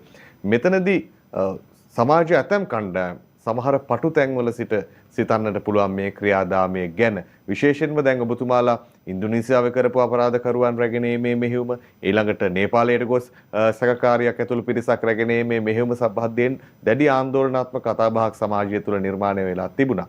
බොහෝ පාර්ශව කියන්නට ගත්තා දේශපාලනික වශයෙන් වේවා සමාජීය වශයෙන් වේවා දැන් මේ සංවිධානාත්මක අපරාධ ජාලයට සම්බන්ධ මේ අවශ්‍ය කරන පිරිස ගිනල්ලා ඉවරයි. මේ මෙහෙයුම් සිද්ධ කරලා තියෙන්නේ. දැන් මේක සුද්ධයි. මේ වගේ එක පිරිසක් හිතනවා. තව ප්‍රශ්නාර්ථයක් ගොඩනගෙනවා. මේ වගේ තව සංවිධානාත්මක අපරාධකරුවන් රටට ගෙනීමේ මෙහෙයුම් ඉදිරියටත් ක්‍රියාත්මක වෙනවාද? තව තව අය ඉස්සරහට ගෙන එන්නට තියෙනවාද? අපිට දෙන්නකෝ පුංචි ගියා. ඔව්.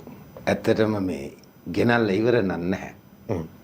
මේ වෙද්දිත් රටවල් ගණනාවක පුද්ගලයෝ හඳුනාගෙන තියෙනවා. රටවල් ගණනාවක් පුද්ගලයෝ අත්අඩංගුවට අරගෙන මේ අත්අඩංගුවට ගත්තාම මේ මදුක මේ ප්‍රොසෙස් එකක් තියෙනවා. අපි උදාර්පණ නීති එක නීති රීති තියෙනවා. සැකරු හුවමාරු කර ගැනීම සමහර රටවල් එක අපි ඒ බොන්ඩ් එක අත්සන් කරලා නැහැ. ඉතින් අපි එහෙම බොන්ඩයක් ඒගොල්ලෝ අපි සැකරු හුවමාරු කරගන්න බොන්ඩ් අත්සන් කරන්න ඕන. ඒ කොහොම වුණත් අපේ රාජතාන්ත්‍රික මට්ටමින් බලන්න මං ඉඟියක් දෙන්නම්. තව මාස දෙකක් යද්දි කොච්චර පිරිසක් තව එනවද කියලා. අපිට බලන් ඉන්න තියෙනවා. අර ඔබ ආයතනය නෙමෙයි මේ මාධ්‍ය ආයතනයේ වපුරපු නැත්නම් මාධ්‍ය ආයතනයේ ප්‍රසිද්ධ කරපු වචනයක් තියෙන මේ දවසේ වෙඩිල්ල කියලා. දවසේ වෙඩිල්ලක්පත් උනේ නැහැ. ඒක මාධ්‍ය විසින් ඇති කරපු එකක්. ඒ මාධ්‍යයට ඇයි බැරි මේකට අවශ්‍ය කරන ජනතා පෙළගැස්ම හදන්න. ඒක තමයි විය යුත්තේ. හැම කෙනෙක්ම තමන්ගේ රටට තමන්ගේ ජාතියට මේ දේශයට ආදරේ නම් ඔය මෙහෙමයි YouTube භාවිතා කරන කට්ටිය ඉන්නවා ඒගොල්ලන්ගේ ඉත්තෝ. ඒගොල්ලෝ අපි කොච්චර කිව්වත් එහෙම කරන්නේ ඒගොල්ලෝ කියන්නේ මේකට විරුද්ධව වැඩ කරන කට්ටියට ප්‍රහාර එල්ල කරන එක තමයි කරන්නේ. ඒගොල්ලෝ සල්ලියට කරන කට්ටියනේ ඒගොල්ලෝ නෙමෙයි. ඒගොල්ලන්ව යට කරගෙන යන්න මාධ්‍ය මෙහෙයුමක්. මාධ්‍ය මෙහෙයුමක් ඕගොල්ලෝ කරන්න ඕන. සෑම මාධ්‍ය ආයතනෙම කරන්න ඕන. ඇයි මං එහෙම කියන්නේ? අපේ රටේ යුද්ධයක් පැවතුණා. ඒ වෙලාවේ රටේ ජනාධිපතිතුමා කතා කරලා විපක්ෂ නායකතුමාට කතා කරලා දැන් මේ වර්තමාන ආණ්ඩුවේ ඉන්න ওই ජනාධිපතිතුමා ඇතුළු මේ മന്ത്രിවරු හිටන් කතා වෙලා ඒගොල්ලෝ රජයට සහයෝගය දුන්නා. එක පක්ෂයක් කැඩිලා විපක්ෂයේ හිටපු පක්ෂයක් කැඩිලා කණ්ඩායමක් ආණ්ඩුවට හේතු කරා. මේ ඇත්ත කතාව. මේ කවුරුත් දන්න දේවල්. හේතු කරලා දේශපාලන වශයෙන් ඒ වෙලාව හිටපු විපක්ෂ නායකවරයා විශේෂයෙන්ම වර්තමාන ජනාධිපතිතුමත් මේකට පුදුමාකාර මොනවාද මුක්කු ගැහුවා මේ යුද්ධ දිනන්නේ. ඒක තමයි යුද්ධ දිනුවේ. දැන් මේකට මම ඇත්තටම මම දැන් අපිට දේශපාලන මේ මොනවාද බලතල නැහැනේ. ආණ්ඩු විවේචනය කරන්න බෑ, අදහස් ප්‍රකාශ කරන්න බෑ. අපිට තියෙන්නේ එදාට ගිහිල්ලා ඡන්දෙ දෙන්න විතරයි. පොලිසියට ඒ තව විනිශ්චයකාරවරුන්ට එහෙම තියෙනවා ලංකාවේ කොටසක් හමුදාවට. මං දේශපාලනයක් නෙමෙයි කතා කරන්නේ. මාත් මේ ජාතික ව්‍යසනයක් වෙලාවදී මම මේ පාර්ලිමේන්තුවේ ඉන්න 225 මිල්ලීමක් කරනවා. මේ පොලිස් නිලධාරියෙක් වශයෙන් කරුණා කරලා ඔබතුමන්ලාගේ මතිමතාන්තර ඇති විවිධ විවේචන ඇති අපි දකිනවා. හැබැයි මේ ප්‍රශ්නේදී එකට එකතු වෙන එක්තරා මේ එහෙම එකතු වෙලා මේ ප්‍රශ්නේ රජය මේ ප්‍රශ්නේ විසඳුවා කියලා මේ රජයට ක්‍රෙඩිට් එක යයි කියලා එහෙම හිතන්න එපා. මොකද එහෙම හිතන්න එපා කියන්නේ එක්තරා රටක මේ යුද්ධයක් වෙලාවකදී මේ යුද්ධයට උදව් කරා විපක්ෂ නායකවරයා. ඊළඟට ඒ රටේ ජනාධිපතිතුමනි විපක්ෂ නායකවරයා රටත් දන්නවා කවුරුත් දන්න දෙයක් මේක. ඉතින් මේ කවුරු ජනාධිපති ඒක මහ ජනතාව තීරණය කරන්නේ. නමුත් මම කියන්නේ 225 මේකට එකතු වෙන්න. ඊට පල්හැ තියෙන සෑම ස්තරයක්ම විශේෂ දෙයක් තියෙනවා මේ මාධ්‍යයට. මාධ්‍ය මේකට දායකත්වය දක්වන්න ওই channel වලින් මුදල් අය නොකර මේක ප්‍රචාරයන් කරන්න හමුදාවට මේ බැඳෙන්න නැති වෙලාවේ පොලිස් යුනිෆෝම් එක දාලා හමුදා පුහුණුව දාලා දීලා යුද්ධයට ඇරියා. දැන් ඒකත් බැඳෙන්නේ නැති වුණා. ඊට පස්සේ හොඳ ගීතයක් හැදුවා. අපේ එකකි කියලා අන්නේ අපි වෙනුවෙන් ඒ කන්සෙප්ට් එකෙන් තමයි මිනිස්සුන්ගේ අදහස් වෙනස් වෙලා හමුදාවට බැඳුනේ. ඉතින් මේ මාධ්‍යයට කරන්න පුළුවන් හුඟක් දේවල් තියෙනවා. ඔය AI වලින් එක දේවල් කරලා පුම්බන්න නැතුව වැරදි දේවල් සමාජගත කරන්න නැතුව මේකේ තියෙන නරක මේකේ තියෙන දුස්චරිත භාවය මේක මහ ජනතාවට පෙන්වන්න. ඒ වගේම මම ඔයා මේ අහපු නැති දේකුත් කියන්නම් ඇත්තට මෙතුමත් එක සඳහන් කරා. අපි ළමයිට අද දෙමව්පියෝ හදන්නේ මේ තනතුරු දෙකයිනේ මේ නේද රැකියා දෙකයි පුරුදු කරන්නේ. මමත් A level maths කරේ. එක්කෝ ඉංජිනේරුවරු එක්කෝ දොස්තර මහත්තයෝ. ඔයිට වඩා දෙයක් කරන්නේ නැහැනේ. ඇයි ව්‍යාපාරික ව්‍යවසායකේ? ඇයි හොඳ ගොවියෙක්? ඇයි හොඳ මේ පුරාවිද්‍යාඥයෙක්? පොලිස් නිලධාරියෙක්? ඇයි කරන්න බැරි? ඇයි හොඳ හමුදා නිලධාරියෙක්? ඇයි කරන්නේ? ඇයි ඉංජිනේරුවරයා දොස්තරවරයා දින්නේ? දැන් මම කියන්න මේ ළඟදී මට ආව මගේ යාළුවෙක් ප්‍රශ්නයක් මේ මගේ මල්ලිගේ වැඩිහිටියෙක් මල්ලිගේ පුතා හොඳටම ඩ්‍රින්ක්ස් වලට බැහැ වෙලා. දැන් අත වෙවුලනවා. එයා කවුද? PhD එකක් තියෙන මම වැඩි විස්තර කියන්නේ නැහැ. මොකද ඔය අයිඩෙන්ටිෆයි වෙන ඉඳ ගුවන් යානා ඉංජිනේරු තාක්ෂණයේ සම්බන්ධ ඉංජිනේරුවරේ ඇමරිකාවේ ඉගෙන ගත්තේ. මේ ලංකාවේදී මේ ඩ්‍රින්ක්ස් ගන්න පුරුදු නැහැ. ඉතින් දෙමව්පියෝ කියලා ඇමරිකාවේ කොහොම හරි ඉගෙන ගන්න යාළුවොත් එක මේ පුරුදු වුණා. එයා හොඳට ඩ්‍රින්ක්ස් ගත්තා. මෙයා අද දරන්නේ තනතුර ඒ තනතුර එකයි ලංකාවේ තියෙන්නේ. මම ඒ තනතුර අපි ජනාධිපතිතුමා ඉන්න එක්කෙනයිනේ. අගමැතිතුමිය ඉන්න එක්කෙනයි. පොලිස්පතිතුමා ඒ වගේ එක තනතුරයි තියෙන්නේ. ඒ යාගේ උගත්කමයි. අද උදේ පාන්දර නැගිටින්නේ අත වෙවුලවල. එයා මම පොඩක් ඉතින් රිසර්ච් කරා කොහොමද ඉස්කෝලේ අනේ ග්‍රවුන්ඩ් එකකට බැස්සේ නැති ළමයා දඟකාරකමක් ඇත්තේම නැහැ. මේ ඒ වෙලාවෙත් ගණන් හැදුවලු. අන්න වැරදිච්ච තැන. මේ පාසල් අධ්‍යාපනය ලබන ළමයිට ක්‍රීඩාව, සෞන්දර්ය, සංගීතය, චිත්‍ර කලාව මෙවුවා අත්‍යවශ්‍යයි. මේ හැම ළමයෙක් තුළින්ම සැඟවුණු සෞන්දර්යයක් තියෙනවා. දැන් පොලිස් නිලධාරී තුල කොච්චර තියෙනවද ගීත කියන පොලිසිය කට්ටිය, හමුදාවේ කට්ටිය, ගුරුවරු ගත්තම කොතර කතිකත්වයක් තියෙන කට්ටිය. මම සේර මේ පාසලෙන් ගෙනල්ලා තියෙන්නේ. මේගොල්ලන්ට මෙවුව දෙන්න ඕනේ. මෙවුව දුන්නාම තමයි පරිපූර්ණ මිනිසෙක් වෙන්නේ. මම කිව්වා අර කලින් මේ වීදුරට වතුර දාන එකක් ගැන. පරිපූර්ණ මිනිසෙක් වුණාම මේ විස බීජ රින්ගන්න බැරුව යනවා. ඒක තමයි වැදගත් වෙන්නේ. ඒ නිසා ඒ වගේම අවසාන වශයෙන් තව එක දෙයක් කියන්න. මහ ජනතාවගෙන් ඉල්ලීමක් කරනවා. ගම් වශයෙන් එකතු වෙන්න, නගර වශයෙන් එකතු වෙන්න, මේකටම ඔගොල්ලෝ සොසයිටිස් සමිති සමාගම් පිටවාගෙන තනි කරන්න හුදකරා කරන්න මේකේ නියැල එන්නන්න. මේක ඇබ්බැහි උවන්ව ගැන ඒ අදාළ ආයතන තියෙන ඒවට යොමු කරලා මේක එකම එක මිටට කියන කතාවට වඩා එක මෙහෙයුමක් අපි කරා මෙහෙයුමක් අපි පාසල් ගාව බෝම්බ බිය ගැන කිව්වා ඇති කරා චෙක් කරා දෙමෝපිය ඇවිල්ලා සෑම ඉස්කෝල ළමයෙක් බෑග් එක චෙක් කරා කොච්චර දේවල් කිව්වද අපිට ඒ යුද්ධේ ජයගත්ත මුළු මහත් රටක් එකතු වෙලා මම කියන්නේ තනියම ජයගත්ත කියලා මුළු මහත් රටක් ජනාධිපතිතුමාට උදව් කරා ජනගන්න. ඒ වගේ මේ ජනාධිපතිතුමාටත් මේකට උදව් කරන්න. මේ පොලිසියට උදව් කරන්න. ඒ කරගන්න උදව් කරන්නේ පොලිසියටවත් ජනාධිපතිතුමාට නෙවෙයි. තමන්ට තමයි කරගන්නේ. මතු පරපුර අනාගත පරපුරට කරගන්නේ. ඒ නිසා කරුණාකරලා මේ අපි කියන දේ අහන්න. මේක S2 දකින්න මේ රට බේරගන්න එකතු වෙන්න. හොඳයි. බොහොම ස්තුතියි. ඊටමත් සුවිශේෂී කාරණාවකින් වටේ අවසාන වෙන්නේ එතනින්ම මම යොමු කරන්න චාමර කරුණාරත්න මහත්මයාට මෙතුමා අවසන් කළේ මහ ජනතාවගේ සහයෝගය. මේ රටම එකට ජාතික මෙහෙයුම ඇතුලේ ඔබතුමාලා අපේක්ෂා කරන බලාපොරොත්තු වෙන මහජන කාර්යභාරය මොකද්ද? විශේෂයෙන්ම මදුක මම වැඩසටහන ආරම්භයේදී කිව්වා වගේම ඉල්ලුම අවම කරන්න, සැපයුම අවම කරන්න සමස්ත මහජන දායකත්වය අවශ්‍ය වෙනවා. මදුක අපි හැමෝම දේශපාලනය හෝ මොනයම් හෝ දෙයක් කරන්න නම් මේ රටේ මානව සම්පත කියන එක නිරෝගී වෙන්න ඕනේ. මදුක අපි දන්නවා ආරෝග්‍ය පරමාලාභනේ. නිරෝගීකම තමයි උතුම්. හැබැයි මද්ද්‍රව්‍යයෙන් කරන්නේ සමස්ත පුද්ගලයා විතරක් නෙමෙයි සමස්ත සමාජෙම ලෙඩ කරන එක මදුක. එහෙම ලෙඩ වුණු සමාජයක් අපිට අවශ්‍ය නැහැනේ. අපි රට අපි භෞතික අතින් දියුණු වෙනවා වගේම මදුක ආධ්‍යාත්මික අතින් දියුණු වෙන්න ඕන. හැමෝම එකට එකතු වෙතුයි ලෝකේ අපි දන්නවා මදුක සතුටින් ඉන්න මිනිස්සු ඉන්න රටවල් තියෙනෝනේ. එයාලා හැමදාම මේ මිනිස්සු සතුටින් ඉන්නේ. ඒ නිර්ණායකයන් ටික බලද්දී ඒ මිනිස්සු ඇතුලේ තියෙනවා එකිනෙකාට උදව් කිරීම. ඒ නිර්ණායක ඇතුලේ තියෙනවා මිනිස්සුන්ට ගරු කිරීම. ඒ නිර්ණායක ඇතුලේ තියෙනවා මේ කියන සමාජ ව්‍යසනයන් අපචාරී අපගාමී වංචාවන් නැති පිරිසිදු සමාජයක්. ඒ සමාජයක් ඇතුලේ තමයි මදුක මිනිස්සු සතුටින් ඉන්නේ.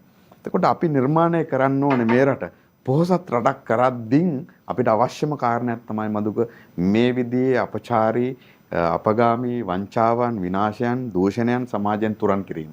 ඒ සඳහා අපි කියන්නේ පොහොසත් රට ඇතුලේ මදුක භෞතික දේවල් විතරක් නෙමෙයි පොහොසත් වෙන්න ඕනේ. ආධ්‍යාත්මයක් පොහොසත් වෙනවා. මදුක මං ඔයාට ගරු කරන්න ඕනේ. රයිට් මම පාරේ හම්බ වෙන කෙනෙක්ට ආදරය කරන්න ඕනේ ගරු කරන්න ඕනේ. ඒ ඇතුලේ කෙනෙක්ව අගය කිරීම, ගරු කිරීම, ආදරය කිරීම ඇතුලේ සමාජයේ මදුක දියුණු වෙනවා. නේ ඒක පොහොසත් වෙනවා ඒ සමාජයේ. ඒ ඇතුලේ සතුටින් ඉන්න පුළුවන් සමාජයක් නිර්මාණය කරනවා. මදුක මේ ප්‍රශ්නේදී මම විශ්වාස කරනවා අපේ රටේ මේ මද්ද්‍රව්‍ය ව්‍යසනය නිසා දුක් විඳින දෙමව්පියෝ සහ සමස්ත සමාජයේ වෙන කිසිම ප්‍රශ්නයක් නිසා දුක් විඳින්නේ නැහැ මදුක. වැඩිපුරම දුක් විඳිනවා නම් දුක් විඳින්නේ මේ මද්ද්‍රව්‍ය ව්‍යසනය නිසා. ඒක නිසා දැන් අපි එකිනෙකාට චෝදනා කරලා හෝ එකිනෙකාට බාර කරලා හෝ එකිනෙකාට වගකීම් බාර දීලා හෝ අත්පියගෙන පහදාගෙන ඉන්න බෑ මදුක හැමෝටම වගකීමක් තියෙනවා. මේ මිලියන 22ක් ඉන්න මේ රටේ හැම පුරවැසියෙකුටම තියෙන වගකීමක්. ඒ මොකද්ද? මදුක පිට වෙන මුවෙන් පිට වෙන හැම වචනයක් ඇතුළෙම මදුක තියෙන්න ඕනේ. මේ රටේ මද්ද්‍රව්‍ය නිවාරණය සම්බන්ධයෙන් පණිවිඩයක්. ඉස්සර සමහර වෙලාවට උඹ පාවිච්චි කරන්නේ නැද්ද? නේ? ඒ කියන්නේ භාවිතා කරපු නැති අය කොන් කරනවා. හැබැයි දැන් රැල්ලක් නිර්මාණය වෙලා තියෙනවා. ඒක සතුටක්. භාවිතා කරන නැති අය අගය කරනවා.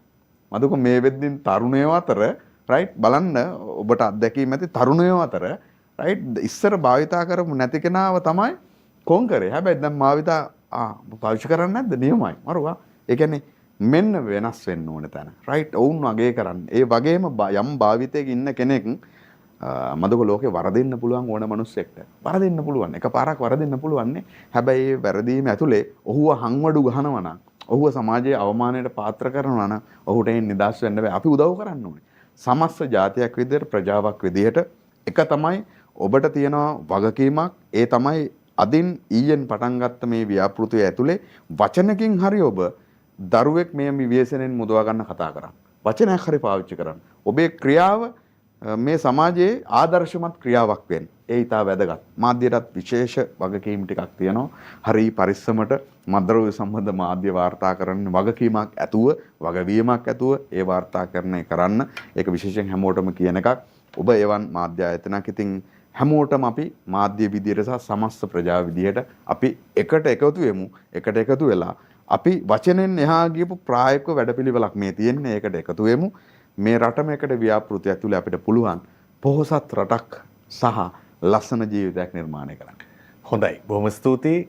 රටක් විදියට සියලු පුරවැසියාට දැනෙන නමුත් ජයගත යුතු මුලින් පුටා දැමිය යුතු ව්‍යසනයක් විනාශකාරීත්වයක් රටින් සදහටම ඉවත් කර දමන්නට වන අභියෝගය බාර ගන්නට රජයේ සූදානම්. එතනින් එහාට ගිහලා රාජ්‍ය ආයතන සූදානම්. පුරවැසියාට සූදානම් කරවීමේ මෙහෙයුම මෙවන විට ආරම්භ වෙලා තියෙනවා. විෂමද්‍රව්‍ය මුලින් පුටා දැමීම සඳහා වන රජයේ නව වැඩපිළිවෙල රටම එකට ජාතික මෙහෙයුම සම්බන්ධයෙන් තමයි අද දවසේදී දසත කස්තිරම තුලින් ඔබට දැනෙන විදිහට ඔබට තේරෙන විදිහට සරලව මේ මාතෘකාව කතා කරන්නට යෙදුනේ. මා සූදානම් ස්තුතිවන්ත වෙන්නට වැඩසටහන අවසන් කිරීමට මත්තෙන් අද දවසේ සහභාගී වූ සම්පත් දායකත්වයන්ට මධ්‍යම අපරාධ විමර්ශන කාර්යාංශ දිසා භාර නියෝජ්‍ය පොලිස්පති චන්දන කොඩිතුවක්කු මහතාට බොහොමත්ම ස්තුතියි අද වැඩසටහනට සහභාගී වුණාට. ඒ වගේම අන්තරායකර ඖෂධ පාලක ජාතික මණ්ඩලයේ මාධ්‍ය ප්‍රකාශක මද්ද්‍රව්‍ය අධ්‍යාපන හා තොරතුරු නිලධාරී චාමර කරුණාරත්න මහතාටත් බෙහෙවින්ම ස්තුතිවන්ත වෙනවා අද දවසේදී දසත කස්තිරම වැඩසටහනට සහභාගී වීම පිළිබඳව. රටේ බිහිසුණු යුද්ධයක් අවසන් කරන්නට විපක්ෂයේ දේශපාලන නියෝජනයන්ට පුළුවන් වුණා නම් රජයට සහාය දෙන්නට මහජනතාවට පුළුවන් වුණා නම් සහාය දෙන්නට රටේ පාලනයන් වෙනස් කරන්නට ජනතාවට පුළුවන් වුණා නම් අරගල කරන්නට කාලාන්තරයක් තිස්සේ තියෙන මෙවන් බිහිසුණු ව්‍යාසකාරී කුණාටු සමාජයෙන් මුලින් පුටා දමන්නට ඔබට නිරන්තරයෙන් සරලවම හැකියාව තියෙනවා කියන එක ආයේ උරගා බලන්න ඕන දෙයක් නෙමෙයි. ඒ උරගා බැලීම ඉක්මනින් සිදු කරන්න සමාජ අවශ්‍යතාවය වෙනුවෙන් සූදානම් තවත් දසත කස්තිරමකින් යලිත් ඔබ හමු වෙන තුරු එතෙක් ඔබට සුබ රාත්‍රියක්.